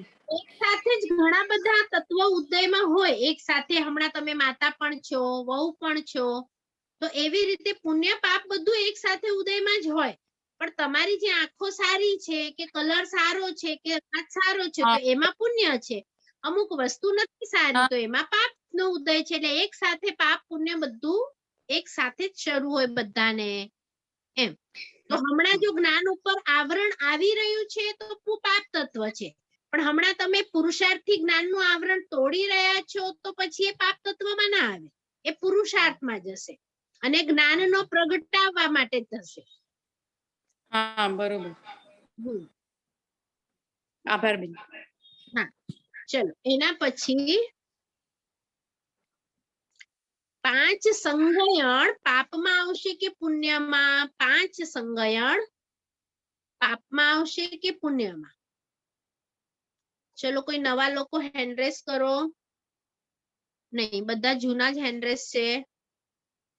હા હિના ભાભી બોલો. પુણ્યમાં 5 5 5 5 છે કે પુણ્યમાં 1 છે? સંગયણ જુઓ કઈ ગાથામાં છે. 5 નામ છે ને તમને પાપ તત્વમાં આપેલા છે. જુઓ, બીજો, ત્રીજો, ચોથો, પાંચમો અને છઠ્ઠો, એ 5 જે સંગયણ છે એ તમારા કઈ ગાથામાં છે કહું? 19 ગાથામાં છે. જુઓ, અપઢમ સંગયણ એટલે શું કે પહેલાને છોડીને 5, તો એ પાપ તત્વની ગાથા છે. એટલે કે ખાલી જો તમને પહેલું સંગયણ મળે ને, પહેલું જે ભગવાનને મળ્યું છે તે પુણ્યના કારણે મળે, પણ બીજા જે 5 સંગયણ છે તે પાપના કારણે મળે. પછી ભલે ને બીજું મળે તો બીજા સંગઠન વાળો જો હમણાં વ્યક્તિ મહાવિદ્યમાં હોય તો પણ એને પાપનું સંગયણ કહેવાય. ખ્યાલ આવ્યું? પાપનું સંગયણ હોય તો કેવલ જ્ઞાન ને થાય. હા એટલે એમાં શું છે કે અલગ અલગ કેટેગરી છે કે બીજું સંગયણ હોય તો તમને આટલું થઈ શકે, ત્રીજું સંગયણ હોય તો તમને આટલું થઈ શકે. પણ મોક્ષ જવા માટે જે પહેલું સંગયણ છે પ્રભુનું, તે પુણ્યથી મળ્યું છે. ભલે બીજું ત્રીજું છે એમાં પણ તમને મળી શકશે મોક્ષ, પણ એ પહેલા જેટલું પુણ્યશાળી નથી એમ. ઠીક છે. ખાલી પ્રભુનું જે સંગયણ છે ને પહેલું, એ જ ઘણું પુણ્યશાળી છે. એટલે પુણ્ય તત્વના કારણે મળ્યું છે. બાકી હમણાં આપણું છેલ્લું છે પણ ત્રીજું ચોથું એ કોઈને મળ્યું હોય તો એ પણ છેલ્લા જે 5 છે, 5 ને પાપ તત્વમાં લીધા છે. એમના નામ જ તમને કે આ બીજું સંગયણ તમને મળ્યું તો એ પાપ તત્વનો ઉદય છે, એવી રીતે ગાથા કહે છે. તમને મળી એ ગાથા 19મી, એમાં લખ્યું છે ને અપઢમ સંગયણ. બરાબર? ચલો કોઈક નવું મને કહો 6 સંસ્થાન વિશે. પુણ્યમાં કેટલા હોય ને પાપમાં કેટલા હોય સંસ્થાન? ન હોય તો લખી લેજો બધા લોકો. સવાલ નવું આવશે તો જ આપણે આગળ જશું. નવો એક હેન્ડ રેસ થવું જોઈએ. ચલો ભાવના શાહ તમને કર્યું છે, બોલો. પ્રણામ બેન. પ્રણામ. 6 સંગયણ એટલે ઋષભ, નારા છે. હા હા હા. અને એમાં પહેલા સંગયણ છે ને એ મને છે ને એકચ્યુઅલી થોડું કન્ફ્યુઝન છે આમાં. હા બોલો ને, તમારું કન્ફ્યુઝન નીકળી જશે. સંગયણ અને 5 સંસ્થાન છે. હા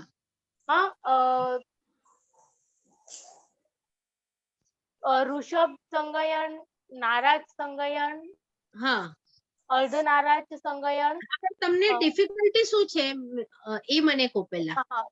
કિલિકા અને સેવાતા એમાં થોડું મિક્સિંગ થઈ જાય છે થોડું.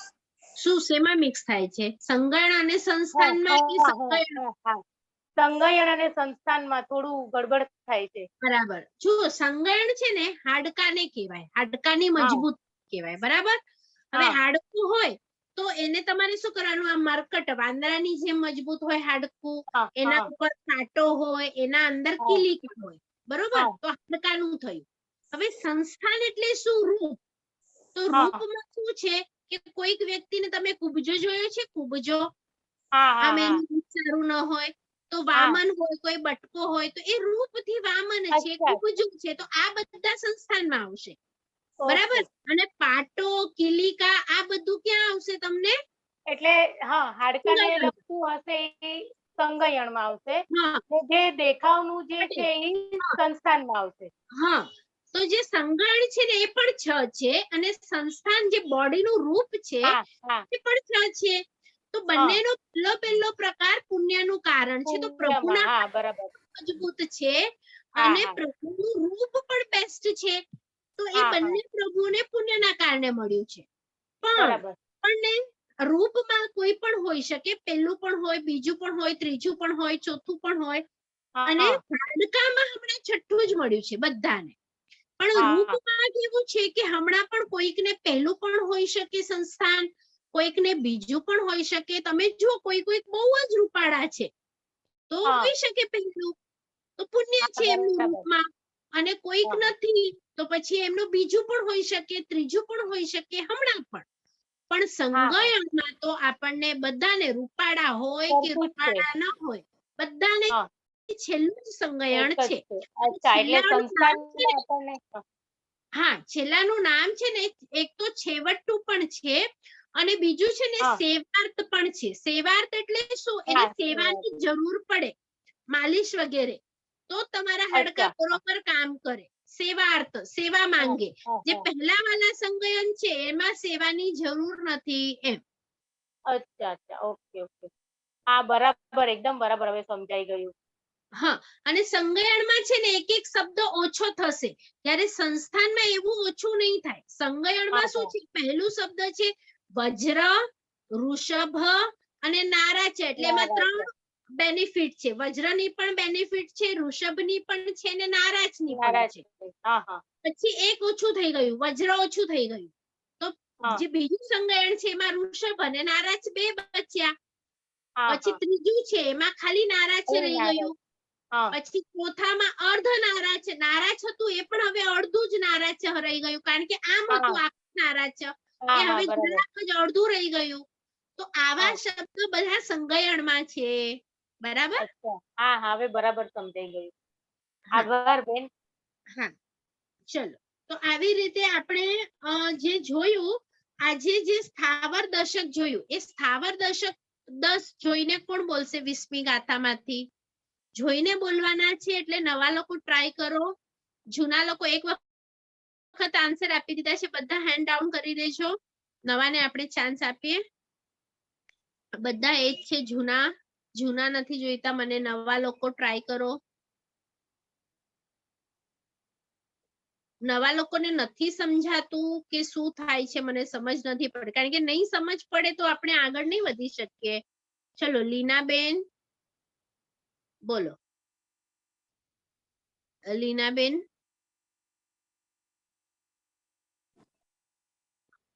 સોરી, તમે કર્યું ને મેં પણ કર્યું. હા, બોલો. લીના ઝાયપેડ, હા બોલો. સ્થાવર નામ કર્મ, સૂક્ષ્મ નામ કર્મ. નંબર બોલો, નંબર સાથે. એક સ્થાવર નામ કર્મ, બીજું સૂક્ષ્મ નામ કર્મ, ત્રીજું અપર્યાપ્ત નામ કર્મ, ચોથું સાધારણ નામ કર્મ, પાંચમું અસ્થિર નામ કર્મ, છઠ્ઠું અશુભ નામ કર્મ, સાતમું દૌર્ભાગ્ય નામ કર્મ, પછી દુસ્વર નામ કર્મ 8મું, 9મું અનાદેય નામ કર્મ, 10મું અપયશ નામ કર્મ. બરાબર, ખ્યાલ આવી બધાને? હા, અને કહેવાય સ્થાવર દશક. હવે ત્રસ દશક કોણ બોલશે એનું ઓપોઝિટ? કલાબેન બોલો.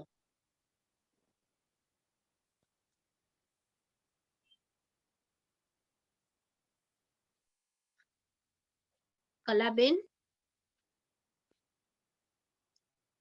તમે અનમ્યુટ કરો ત્યાંથી.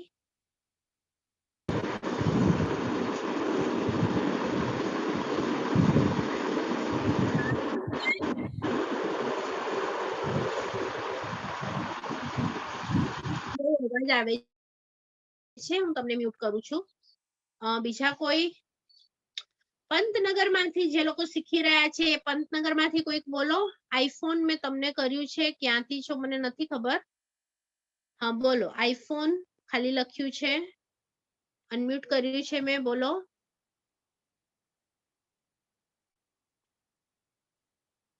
બોલો આઈફોન. નથી થતું તમારાથી. હા થયું, બોલો. નામ શું છે, ક્યાંથી છો તમે? શું ફરીથી બોલજો નામ. હરિયા સમજાય છે, આગળનું નામ નથી સમજાતું. વાંધો નહીં, બોલો ક્યાંથી બોલો છો? પંતનગર. હા હા બોલો બોલો.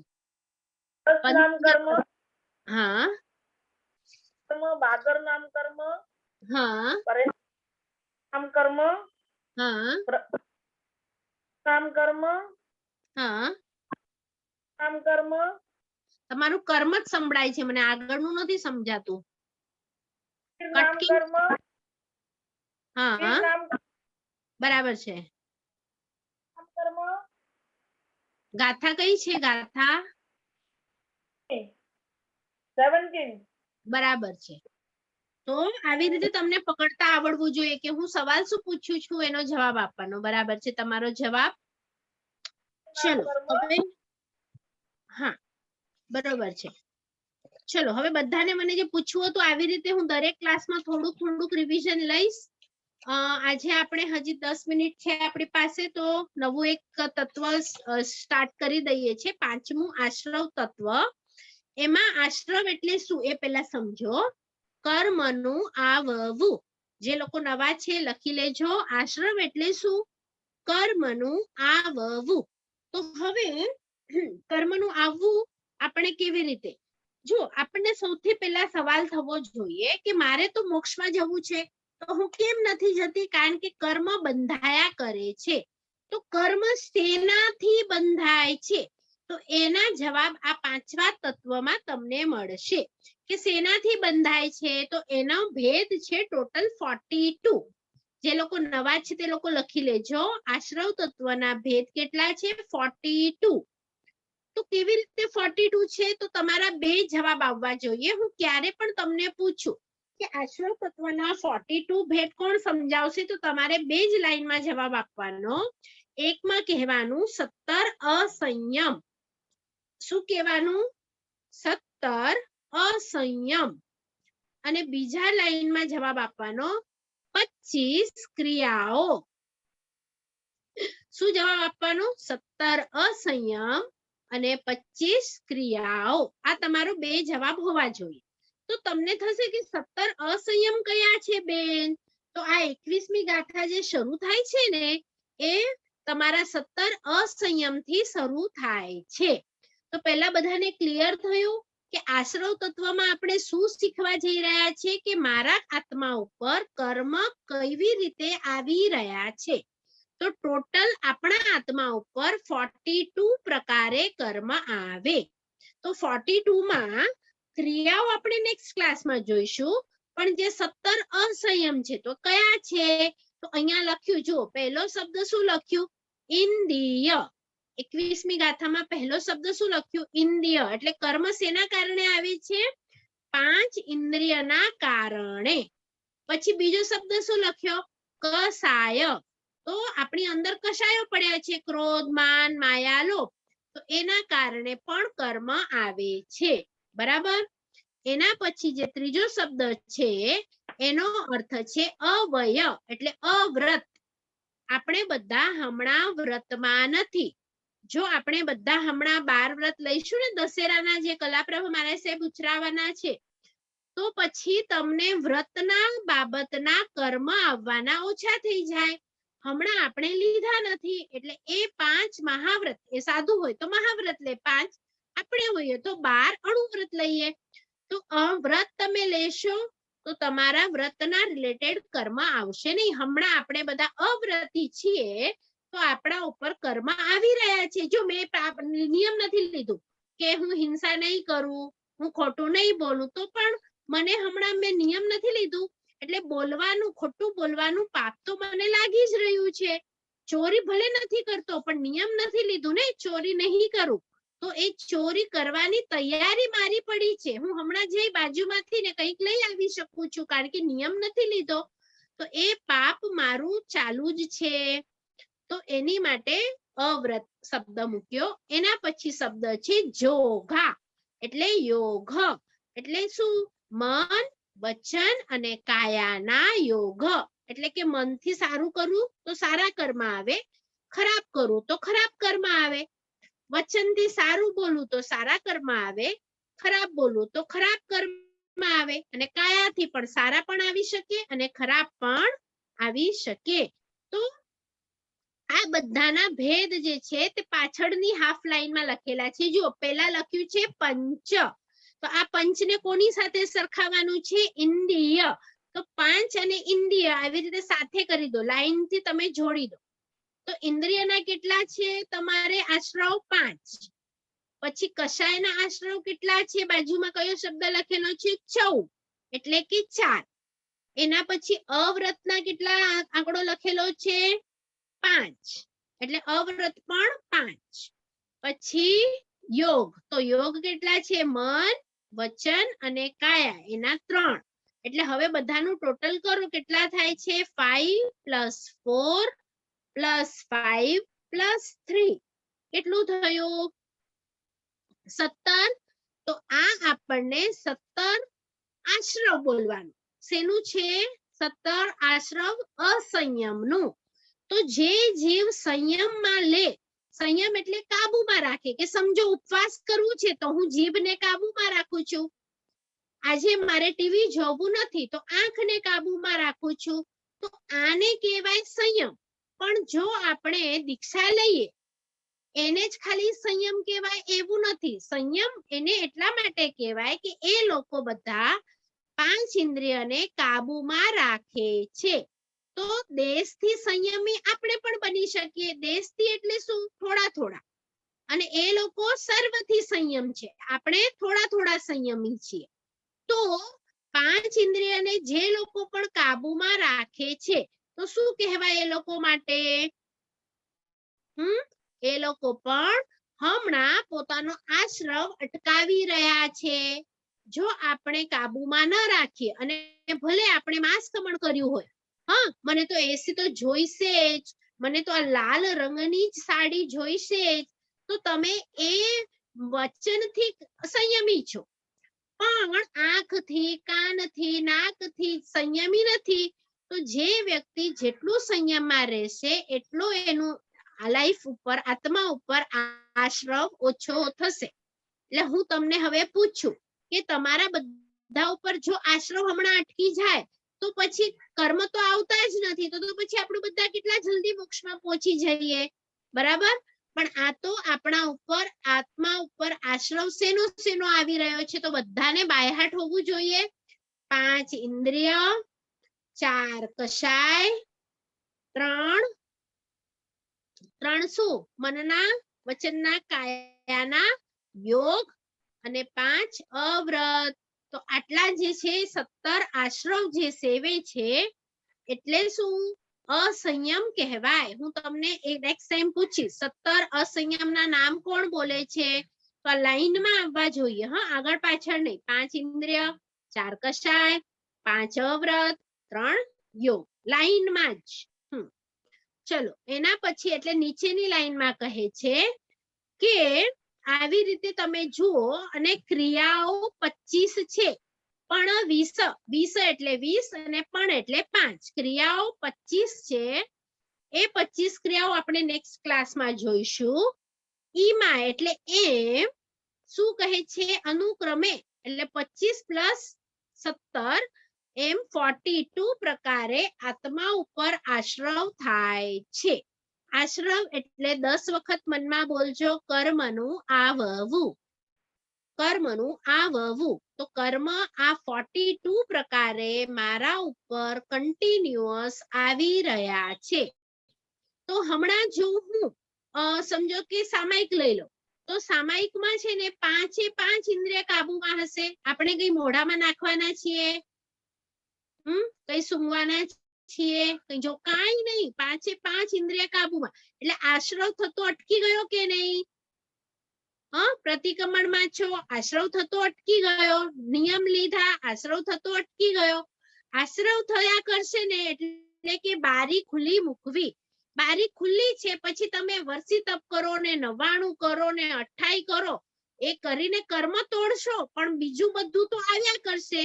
તો તમને ખબર પડે કેવી રીતે કે મારા ઉપર કેવી રીતે કર્મ આવે છે. તો આ 42 બધાને બાયહાટ હોવા જોઈએ કે આ 42 મારે મારા જીવનમાં થાય એટલા ઓછા કરવા છે. તો કર્મ જ ઓછા બંધાશે તો મને એટલી તપ જપ ઓછું કરવું પડશે તોડવા માટે. કર્મ વધારે બાંધીશ તો પછી વધારે તપ જપ કરવું પડશે. એટલે આ તો કર્મ કેવી રીતે હમણાં આવી રહ્યા છે આત્મા ઉપર એ જોવાનું છે. હવે પ્રભુનું લઈએ આપણે, તો પ્રભુ ઉપર 5 ઇન્દ્રિય એમની કંટ્રોલમાં છે કે નહીં? કશાયો એમના કંટ્રોલમાં છે કે નહીં? પછી 5 મહાવ્રત લીધા, દીક્ષા લીધી એટલે તો અવ્રત થી પણ નથી થતું, અને મન વચન કાયાને પણ સારી રીતે એ લોકો રાખે છે કાબુમાં. તો પછી એમનો આશ્રવ થતો જ નથી. ખ્યાલ આવ્યો? કયો આશ્રવ થાય છે તે આપણે નેક્સ્ટ વર્ગમાં જોઈશું કે પ્રભુને કેવળ જ્ઞાન થાય પછી આ બધી વસ્તુઓ તો નીકળી ગઈ છે એમના જીવનમાંથી. તો કેવળ જ્ઞાન પછી કયું આશ્રવ થાય એ આપણે નેક્સ્ટ વર્ગમાં જોઈશું. આ વર્ગમાં જીન આજ્ઞા વિરુદ્ધ કંઈ પણ બોલાયું હોય તો મિચ્છામિ દુક્કડમ સર્વમંગલ મંગલમ સર્વ કલ્યાણ કારણમ પ્રધાનમ સર્વ ધર્માણામ જૈનમ જયતિ શાસનમ. જેને પણ ડાઉટ્સ હોય બધા હેન્ડ રેઝ કરજો. અને કાલનો વર્ગમાં આપણે મને એવું લાગે છે કે 12 વ્રત પહેલા કરી લઈએ, તો જો તમને એ વ્રત ખ્યાલ આવી જશે તો તમે ત્યાં દશેરાના ઉચરાવી શકશો. બરાબર? તો 12 વ્રતને આપણે થોડોક શોર્ટમાં 2 મંગળવાર જોઈશું અને પછી ઓલી વસ્તુપાઠ તેજપાઠ વાળી માંગણી લઈશું. અને થશે ને તો આંબિલ પણ આવી રહ્યા છે, તો જો વ્રત તમારા ક્લિયર થઈ જશે અને એક વખત તો આપણે 9 પદના ખમાસપણા લઈ લીધા છે, પણ એક વર્ગ તો પણ આપણે એનો રાખીશું કે જેમાં શોર્ટમાં બધા 9 દિવસના જે પણ ખમાસપણા વગેરે છે એના અર્થ લઈ લઈએ. તો જે લોકો નવા જોઈન થયા છે, કદાચ એમના અરિહંતના 12 કદાચ રહી ગયા હશે કે સિદ્ધના 8 કયા છે તે રહી ગયા હશે, તો આપણે એમાં જોઈ લઈશું. તો વ્રતનું આપણે 2 મંગળવાર મારા ખ્યાલથી થઈ જવું જોઈએ. તો તમે છે ને 12 વ્રતના નામ લખવાની ટ્રાય કરજો. અતિચારમાં તમને મળી જશે અને એના નામ ખાલી જો તમને આવડતા હશે તો હું કાલે જે તમને સમજાવતી જઈશ તો એ તમારું ક્લિયર થઈ જશે. જેની પાસે પૂરક નિયમ વાળી જો બુક હોય 12 વ્રતની, દેશથી ચડવાના વ્રત ચડવાના, તો એ બધા પોતપોતાની પાસે ખુલ્લી રાખજો અને બુક પેન રાખજો કે સમજો કે તમે બધાએ નક્કી કર્યું કે મારે પહેલું વ્રત ઉચરાવવું છે. તો એની માટે હું તમને અમુક પોઈન્ટ લખાવીશ, તો એ તમારે જ્યારે ગુરુ ભગવંત ઉચ્ચાર કરાવે તો તમારે લખી રાખવાના કે સમજો કે વર્ષમાં હું એક જ વખત પેસ્ટ કંટ્રોલ કરાવીશ, બીજું બધું નહીં કરાવું. તો જે નહીં કરાવવું એનો નિયમ લેવાનો છે, કરાવીશ એ તો તમે છૂટ રાખો છો, એનો નિયમ નથી લેવાનો. તો એ જે તમારે જે લેવા હોય એના રિલેટેડ ને હું તમને કહી દઈશ કે અહીંયા પેસ્ટ કંટ્રોલ નું ધારી લો. તો તમે તમારા ઘર મુજબ નથી કરાવવું છે, વર્ષમાં કેટલી વાર કરાવવું છે એટલું ધારી લેવાનું. જો ધારશો તો એટલા જ દિવસનું લાગશે, બીજું બધું જે હમણાં લાગી રહ્યું છે એ તમને નહીં લાગે. તો એવી રીતે દરેક હિંસામાં દરેકે પોતપોતાનું ધારવાનું. હા, બરોબર છે બુક. તો જેની પાસે જે બુક્સ હોય તે બધી કાલે રેડી રાખજો અને નિયમો પણ લખવા માટે બુક પેન બધા પાસે રાખજો. ચલો આપણે હેન્ડરેસ જે લોકોના છે એ લોકોને પૂછી લઈએ. દક્ષા હરિયા જે લોકોના આન્સર માટે કર્યા હતા એ બધા ડાઉન કરી દો અને જેમને રેસ કરવા હોય એ લોકો જ ખાલી રેસ કરો. ચલો બધાને ડાઉટ છે?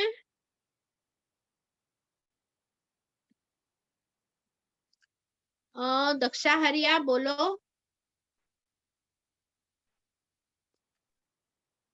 હા બોલો. પ્રણામ. દેવગુરુ પસાય. હા બેન, ત્યારે જ આન્સર માટે જ કરેલું. અચ્છા અચ્છા. હા, વચ્ચે છે ને મારું રહી ગયું હતું, પણ હવે આ રેકોર્ડિંગ સાંભળી લઈશ. હા હા ભલે ભલે. આ ન સમજાયું હોય તો પૂછી લો, સાંભળી ભલે લેશો. શું રહી ગયું તમારું? મારા છે ને આગળના મારે 7-8 જ થઈ હતી, વચ્ચે મારો ટાઈમ નો પ્રોબ્લેમ આવી ગયો તો સાંભળ્યું નથી. એટલે મારે હા, એટલે પછી કઈ ડાઉટ હશે તો પછી ત્યારે પૂછી લઈશ. ભલે ભલે ભલે. હા પ્રણામ. નીતાબેન કર્યું છે મેં અનમ્યુટ, બોલો. હા નથી પૂછું? ઓકે ચલો. પ્રિયલબેન હા બોલો. બેન પ્રણામ. અચ્છા બેન, તમે હમણાં કીધું ને કે સામાયિક પ્રતિક્રમણ લેવાથી આશ્રવ તત્વનું આપણું અટકે છે. હા. તો આપણે સામાયિક લીધું ત્યારે એનું વ્રત જે ઉચ્ચાર્યું કરેમી બંતે કે જે, તો એમાં એ આવી ગયું કે ત્યારે આપણે મનથી કઈ વિચારવું પડે કે હવે અહીંયા મારું અટકશે કે? જો કરેમી ભંતે બોલો છો એમાં જ છે. કરેમી ભંતે સામાયમ સાવધ્ય મારા જે યોગ છે વધવાળા, એ તો બધા હું યોગ પચખામી સાવજ્ય જોગ પચખામી પચકું છું. તો એ હવે તમે મારે હવે તમને કોઈ પૂછવા આવે કે બેન મિક્સર ઓન કરું, તો તમે જો હા પાડો તો હજી તમે પચખ્યા નથી. પણ આ 48 મિનિટ મારે કોઈ પણ હિંસા કરવી જ નથી એવો સંકલ્પ હોય તો પછી આ તમારું થાય. એટલે બોલો છો એ પેલા બોલવાનું તો આપણને બધાને કીધું જ છે, પણ બોલતી વખતે એવો ભાવ પણ કરવો તો જોઈએ જ ને. ઓકે, એટલે સાવધ્યનું તમે મને લાસ્ટ ટાઈમ કીધું એટલે મને થોડું ધ્યાન આવે છે કે હું હવે લઉં છું. પણ આમ જે અત્યારે તમે કીધું ને કે આશ્રમમાં બધા અટકી તો જો સાવધ્ય યોગ પચખામી પછી શું છે? કરેમી ભંતે બોલો સૂત્ર. કરેમી બંતે સામાયમ સાવજ્યમ જોગમ પચખામી. પછી જાવ નિયમ. હા નિયમ લઉં છું.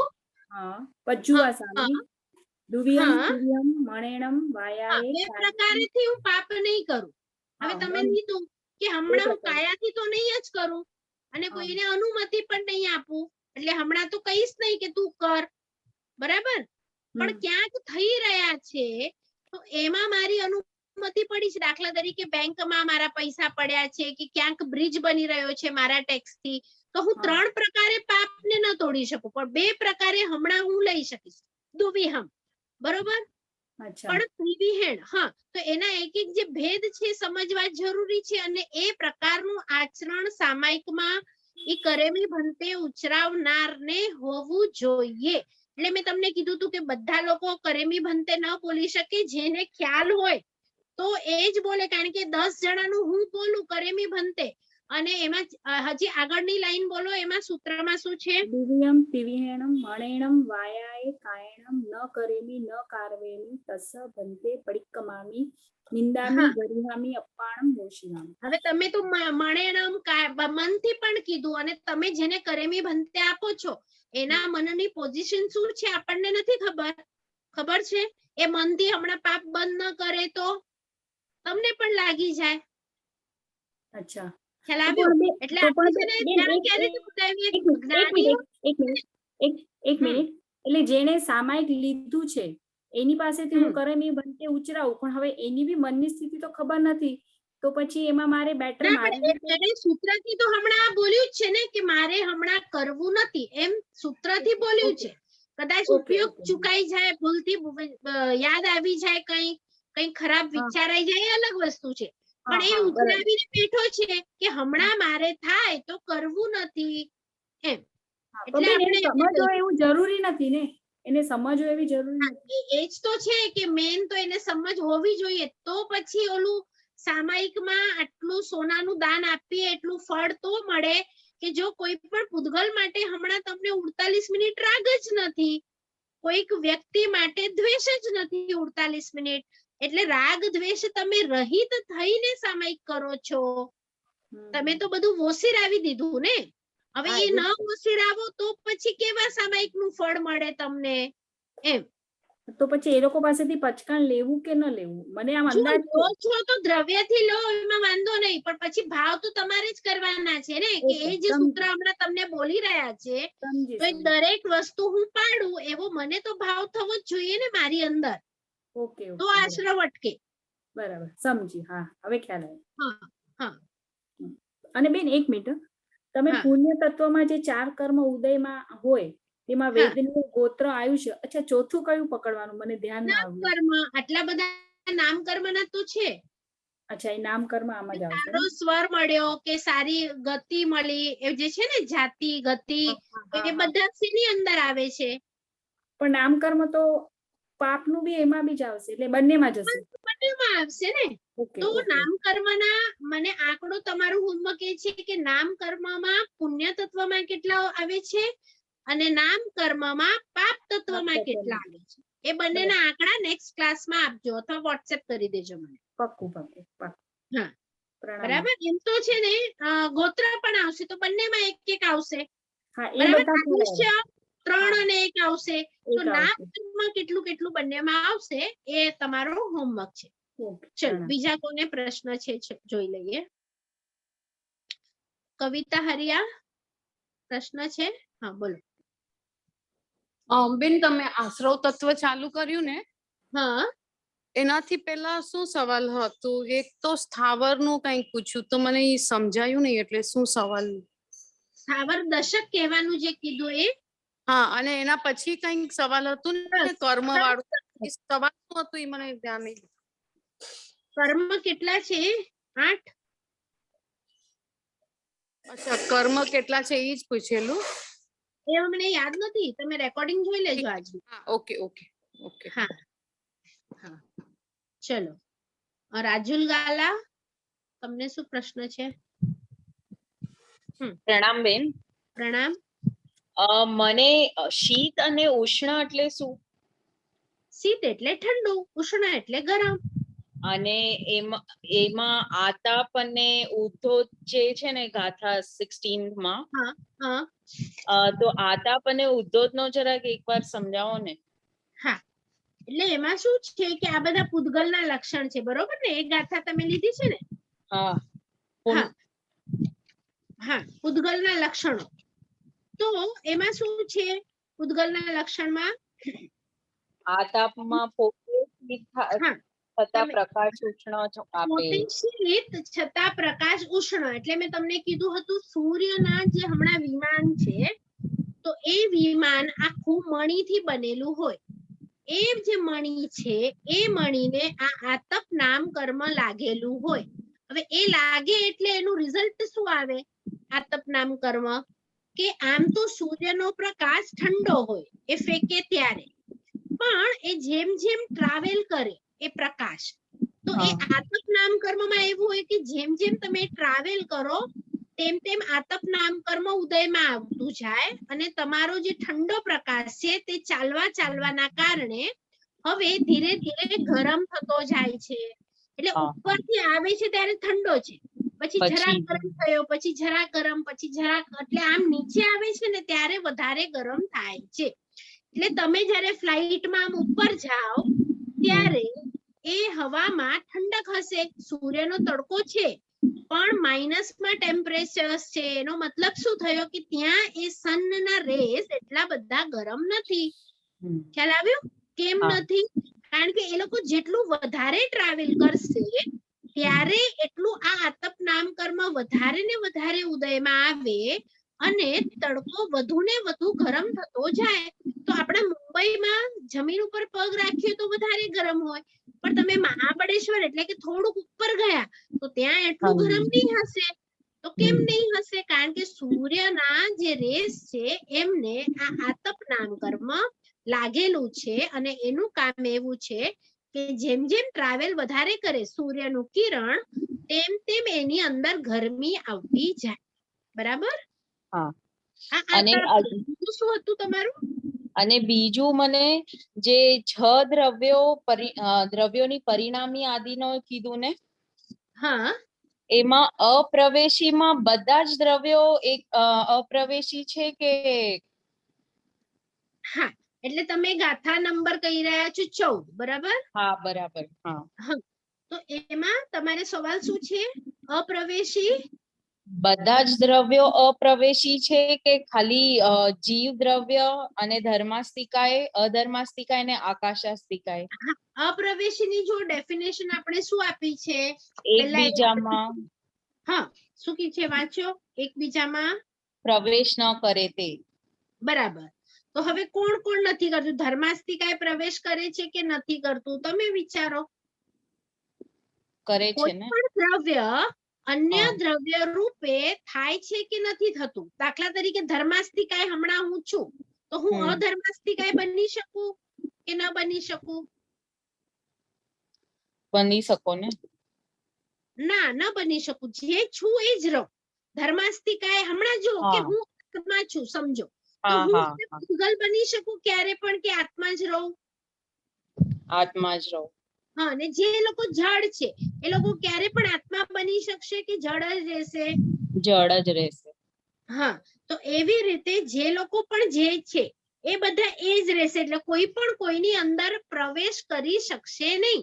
એટલે બધા જ દ્રવ્ય અપ્રવેશી છે. બધા જ ને. હા. અને બેન, હજી એક સવાલ છે. પાપના 2 પ્રકાર ખાલી મને કહેજો ને નામ. જે પાપાનુબંધી પાપ અને પુણ્યાનુબંધી પાપ. પુણ્યાનુબંધી પાપ છે ને? હા, હા. હા, ઠીક છે. આભાર. એમાં ડિફરન્સ શું છે બંનેમાં? કયું સારું આ બે માંથી? પુણ્યાનુબંધી પાપ એ સારું. પાપ, હા, પાપ ઉદયમાં હોય પણ આપણે પુણ્ય બાંધીએ એમને. હા, બરાબર. પુણ્યનો અનુબંધ પડી રહ્યો છે. હા. બરાબર. આભાર. હા, ચલો. વીણા હરિયા.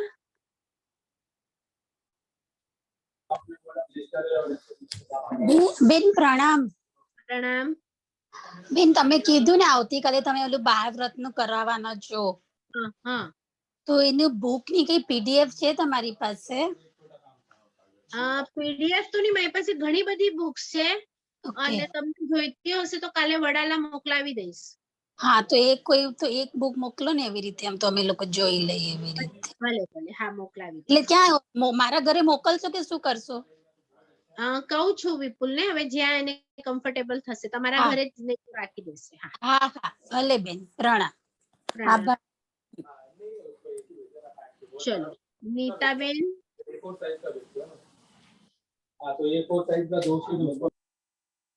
નીતાબેન, શું પૂછવું છે? નથી પૂછવું તમને? મેં કર્યું, તમે મ્યુટ કરી દીધું. ઠીક છે. ઉષાબેન. હા, બોલો. અવાજ નથી આવતો તમારો. હવે આવ્યો, બોલો. મેં આ બુક ત્યારે ઉપાશ્રયમાં મૂકી છે. ભલે ભલે, એટલે ત્યાંથી લઈ ના બેન, અમે મોકલાવી છે બુકો. ઉષાબેન પાસે હતી અને ઉપાશ્રયમાં એમણે મોકલાવી છે, તો તમે લઈ લેજો. અને બેન, આપણે જે સામાયિક લઈએ ને સામાયિક કરીએ, ત્યારે એકદમ તે કામ આવી જાય, તમને કોઈ સાથે પૂછવું પડ્યું તો પછી ત્યારે આપણા કર્મ બદલાય. શું પૂછવું પડ્યું? આપણે સામાયિક કરતા હોઈએ, હોય, અને પછી આપણે બધાથી ઓસરેલા હોય, આપણે સામાયિક પણ કોઈક આવીને કઈક પૂછ્યું ઘરના, તો આપણે છૂટ રાખી છે ને કે કોઈક આવીને અવ્રતી સંગાતે બોલવાનું પચખાણ છે અથવા જૈણા છે. ઘરમાં કરો તો જૈણા રાખવાની, ઉપાશ્રયમાં કરો તો પચખાણ લઈ શકો. એટલે ત્યાં શબ્દ એવી રીતે મૂકવામાં આવ્યું છે.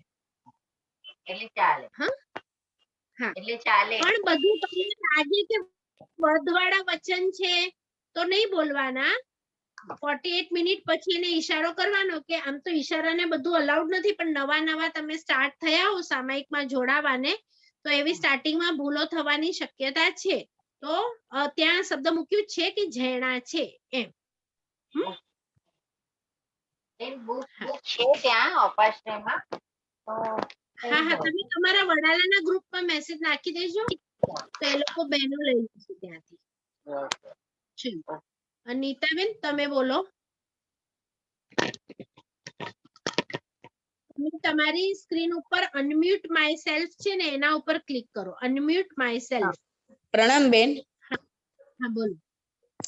બેન, તમે જે કીધું ને કે આપણે અત્યારે ચોરી કરતા નથી પણ ક્યાંક થઈ રહી છે તો એનો બી આપણને દોષ લાગે છે. હા, એ કઈ રીતે લાગે? સમજો કે મેં નિયમ લીધું નથી તો ક્યાં પણ કોઈકની પાસે સારી વસ્તુ જોઉં તો મારી પાસે એ વસ્તુ હોવી જોઈએ એવો મને એક ભાવ આવી જાય છે. અને એ વસ્તુ તો માર્કેટમાં સમજો એક જ છે કે હવે બીજી નથી બનવાની, તો આની હું લઈ લઉં. એક એવો ભાવ પડ્યો છે કારણ કે મને ગમી છે, તો એ તૈયારી બતાવે છે. પછી આપણે પુણ્ય જાગૃત છે હમણાં ને નિમિત્ત સારા મળ્યા છે, સારા ઘરમાં છીએ એટલે હાય હાય હું ઉપાડું અથવા લઈ લઉં તો કેવું લાગે એ વિચારથી નથી લેતા. પણ જો કોઈ ન જોતું હોય તો એક વખત એ વસ્તુ ખોલી ને જોવાની ઈચ્છા તો મને પણ થાય છે. તો આવી રીતે કોઈની પણ વસ્તુ જે આપણી માલિકીની નથી એને ઉપાડીને જોવું તો એ પણ ચોરી થાય છે. તો નિયમ છે કે ચલો કે મારે હવે મારી વસ્તુઓ સિવાય અથવા મારા છોકરાઓની વસ્તુ સિવાય અથવા મારા ઘરનાની વસ્તુઓ સિવાય મારે જોવું નથી, તો તમે નિયમમાં આવી ગયા. અથવા તો કોઈની જોવી હશે તો હું એને પૂછીને પછી જોઈશ, તો તમને અંદર ચોરી કરવાનો ભાવ જ નથી તો નિયમ લઈ લો. જેણે નિયમ નથી લીધા તો શાસ્ત્ર એવું કહે છે કે એ લોકોને એક વખત કોઈકને પણ પૂછ્યા વગર કોઈક વસ્તુ ખોલવી છે, જોવી છે, માટે એ લોકો નિયમ નથી લઈ રહ્યા. ઓકે, નહીં તો નિયમ લેવામાં શું વાંધો છે? એટલે રોજ સવારના આપણે એવી રીતે નિયમ લેવાય કે એક જ વખત લઈએ તો ચાલે? એક વખત લઈએ તો ચાલે કે હવે આજીવન મારે માંસાહાર કરવો નથી તો આવી ગયું એક જ વખત. પણ જે વસ્તુ ક્યારેક કરવી છે ક્યારેક નથી કરવી તો પછી એ બધી રોજે લેવી પડે. અચ્છા, બસ એ સમજાયું નહીં, તમે બોલ્યા ને તો એટલે મેં કીધું પૂછી લઉં. અમુક વસ્તુઓ છે ને આપણને આજીવન નથી કરવી તો એનું તો એક જ વખતમાં લઈ લેવાનું. પણ જે વસ્તુ ખાવાની છે તો રોજે મારે અલગ અલગ લેવું પડશે. તો આજે હું આટલું ખાઈશ, કાલે હું આટલું ખાઈશ, તો એની માટે 14 નિયમ આવશે. પણ જે વસ્તુ ક્યારે નથી કરવી એ બધાની તો આપણે બાધાઓ લઈ જ શકીએ ને. દાખલા તરીકે મદિરા નથી ખાવી, તો જે પણ જેનું હોય લાઈફ ટાઈમ જે નથી કરવાના ને અથવા તો જેના પાસપોર્ટ જ નથી સમજો, તો પછી આ વર્ષે તમે બહારગામ જવાના જ નથી ફોરેન, અથવા તો તમે કોઈક અંડરગ્રાઉન્ડમાં નથી જવાના અથવા ઉપર નથી જવાના.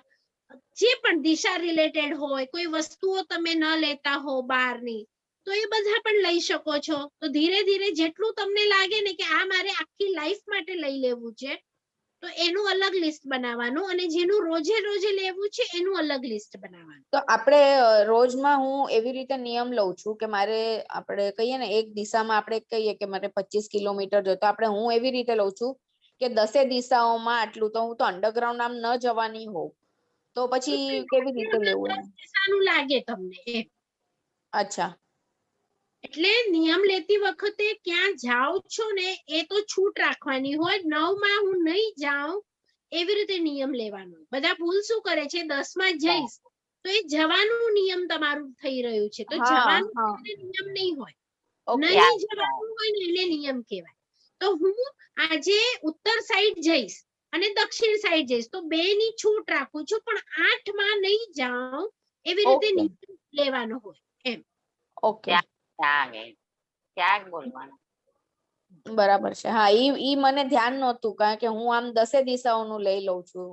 હા, તો 10 માં જવાનું નિયમ તો આત્મામાં જવાના સંસ્કાર પડશે. હા, ઓલામાં નહીં જવાના સંસ્કાર પડવા જોઈએ. બરાબર છે, બરાબર છે. પ્રણામ બેન. હા, ચલો બધાના સોલ્વ થઈ ગયા છે. દીપ બોરીચા બોલ. હા, પ્રણામ બેન. પ્રણામ. તમે હમણાં જે આતપ નામ કર્મ વિશે કહ્યું ને, તો મને હમણાં એકદમ અચાનક જ એવો સવાલ આવ્યો ને જયારે સમજાયું નહીં કે આતપ નામ કર્મ ઉદયમાં આવે એ સારું કે નહીં સારું? પુણ્યમાં છે કે પાપમાં છે? લગભગ તો પુણ્યમાં જ છે. લગભગ નહીં, તમારી પાસે ગાથાઓ છે જુઓ. મેં બુક નથી કાઢી, રાખી દીધી. એટલે પુણ્યમાં છે ને. હા, ટાઈમ જોઈને આવજો કે આતપ પુણ્યમાં છે કે પાપમાં છે. બરાબર. અચ્છા, તો હજી મારો બીજો સવાલ એ પણ છે કે જેમ તમે કીધું ને કે આતપ નામ કર્મના લીધે સૂર્યનો વિમાન આમ ઠંડો હોય અને એ નીચે આવતા આવતા આવતા ગરમ થાય અને આપણે અહીંયા જે ગરમી આવે ને, આપણે જે વિચારીએ, જે બહુ બોલીએ ને કે કેટલો બધો તડકો છે, કેટલો બધો તડકો છે, તો એમાં આપણું કર્મ તો બંધાઈ જાય ને. શું બંધાય? આ કિરણો ઉપર જો તમને દ્વેષ થાય તો બંધાય. તો એ તો દ્વેષ ના લીધે જ આપણે બોલીએ ને. અને એ દ્વેષ શરીર ઉપર રાગ છે, નથી થતો તો રાગ અને દ્વેષ જ થયા ને કર્મનું કારણ તો. અચ્છા, એટલે મને એમ થયું કે આ ખાલી તડકો આવે છે તો જેના ઉદયમાં હોય આતપ નામ કર્મ, તો એનું જ કર્મ બંધાતું હશે. તો પછી મને વિચાર આવ્યો કે એના પર દ્વેષ કરવો કે નહીં કરવો. જો એ લોકોનું નામ કર્મ છે એટલે એ લોકો એવી રીતે બધા એમના ઉપર ગુસ્સો કરી રહ્યા છે. ચંદ્રના પ્રકાશ ઉપર બધા ગુસ્સો નહીં કરે. હા, નહીં કરે. કેસે મસ્ત મજા આવી રહી છે એમ કેસે, પણ આટલું આપણે કહીએ ને પણ કોઈ કરવું કે નહીં કરવું એક જ્ઞાનીના હાથમાં છે કે એ તો થઈ રહ્યું છે. જો ઘણા કેસે બહુ ગરમી છે, બહુ ઠંડી છે, બહુ વરસાદ છે, તો તમને એ વસ્તુ નથી ગમી રહી એટલે તમે બોલ બોલ કરો છો. તો આટલા બોલવાથી પણ એ જે તમને અનુકૂળતા અથવા તો પ્રતિકૂળતા મળી. જો અનુકૂળતા મળે તો પુણ્યના કારણે મળે, પ્રતિકૂળતા મળે તો પાપના કારણે મળે. બરોબર. તો આ પુણ્ય અને પાપ તો તમને જ કેમ થયું આવી જ ગરમી, બીજાને કેમ? હવે જે લોકોનું માંસ ખમણ હશે એ લોકોને એટલી ગરમી થશે કે લોકોને ઠંડી લાગશે? માંસ ખમણ ગરમી લાગે ને? ના, એ લોકોને ઠંડી લાગે. અચ્છા, મેં ક્યારે કર્યા નથી ને ઉપવાસ, એટલે મને ખબર નથી. તમે જેમ જેમ તપસ્યા કરો ને તમારું શરીર ઠંડુ પડતું જાય. કેમ? કારણ કે છે ને તમે ખાઓ ને તો શરીરને પચાવવા માટે બોડીના મશીનને કામ કરવું પડે અને એ કામ કરે ને એટલે ગરમી ઉત્પન્ન થાય. તમે ખાઈ લો તો પછી તમને ગરમી થશે, પણ તમે હમણાં 10 કલાક નહીં ખાઓ ને તો તમારા મશીનને કઈ કામ નથી કર્યું તો પછી ઠંડક ઠંડક પડી હશે. તો જેમ જેમ તમારી તપસ્યા વધતી જાય ને એના હાથ તમે જોશો, પગ તમે જોશો ઠંડા પડતા જશે. કારણ કે બોડીને એટલું બધું કામ નથી કરવું. તમે બોલ બોલ બહુ તો એ ગરમી થશે, ચૂપ રહેશો, ધૂન રહેશો તો તમારી ઠંડક વધારે થશે એમ. તો પછી બધા કે ને, મને તો બહુ કોઈનો ખાસ અનુભવ થયો જ નથી કે તપસ્યા બહુ કરે એમને ગુસ્સો આવે, તો જો આપણું શરીર ઠંડુ થતું હોય તપસ્યાથી તો ગુસ્સો કેમ આવે? તો ગુસ્સો અને શરીરને શું લેવા દેવા છે? એ તો શરીર સાથે જોઈને લેવા દેવા. મન તો શરીર સાથે જ જોડાયેલું છે ને. ના ના, પણ ઠંડી અને ગરમી ના લેવા દેવા હોય ગુસ્સા સાથે. ગુસ્સો તો જો એનો મતલબ એમ થયો કે સ્વિટરલેન્ડમાં રહેનારને ગુસ્સો નહીં આવતો હોય, ઠંડક છે તો. પણ જો ઠંડુ હોય તો પણ મન પણ પછી ઠંડુ જ રહે કે ના રહે? ના ના, એવું થોડી છે. એવું નથી. બરફમાં જાઓ સ્વિટરલેન્ડમાં અને લોકોને જુઓ બરાબર મન તો તપેલું હોય છે, એવું કઈ નથી. અચ્છા. હવે જો એ શેના કારણે હોય છે? કષાય છે. બરાબર. ક્રોધ શું છે? કષાય છે. કષાય ક્યારે ઉદયમાં આવે? જો આજે આપણે જે અસંયમ જોયું ને એમાં સૌથી પહેલો શબ્દ છે ને ઇન્દ્રિય મૂક્યો છે કે કષાય મૂક્યો છે? જો શું મૂક્યું છે? આજે આપણે જે ગાથા જોઈ ને ઇન્દ્રિય. હવે જો જે લોકો 5 ઇન્દ્રિયને કાબુમાં રાખે ને એ લોકોના કશાય કાબુમાં રહે, પણ જે લોકો ઇન્દ્રિયને કાબુમાં ન મૂકે, બરાબર, ઉપવાસ કર્યા છે એટલે જીભ વાળી ઇન્દ્રિય કાબુમાં છે પણ આંખ, નાક અને કાન એને કાબુમાં નથી રાખ્યા, તો શું થશે? એને છે ને લાલ કલરનો ડ્રેસ આજે જોઈતો હતો, એને માંસ ખમણ કર્યું છે, તો એના મમ્મી એના માટે બ્લેક કલરનો લઈ આવ્યા. તો એક ગુસ્સે થશે કે મેં માંસ ખમણ કર્યું છે, પેલા એ રાઈ મગજમાં ઘૂસે અને પછી થાય કે મારું ફેવરેટ તો રેડ છે, તમે બ્લેક કેમ લાવ્યા, મને હવે નથી પહેરવું, એટલે એની ઇન્દ્રિય કાબુમાં નહીં હતી, એટલે કશાય ઉદયમાં આવ્યો. પણ જે 5 ઇન્દ્રિયને કાબુમાં રાખીને તપ કરે છે ના કશાય ઉદયમાં નથી આવતા, તો કોના કશાય ઉદયમાં આવ્યા? એમના પોતાના ને. હા, ઇન્દ્રિયને કાબુમાં રાખે ના આવે, ના આવે.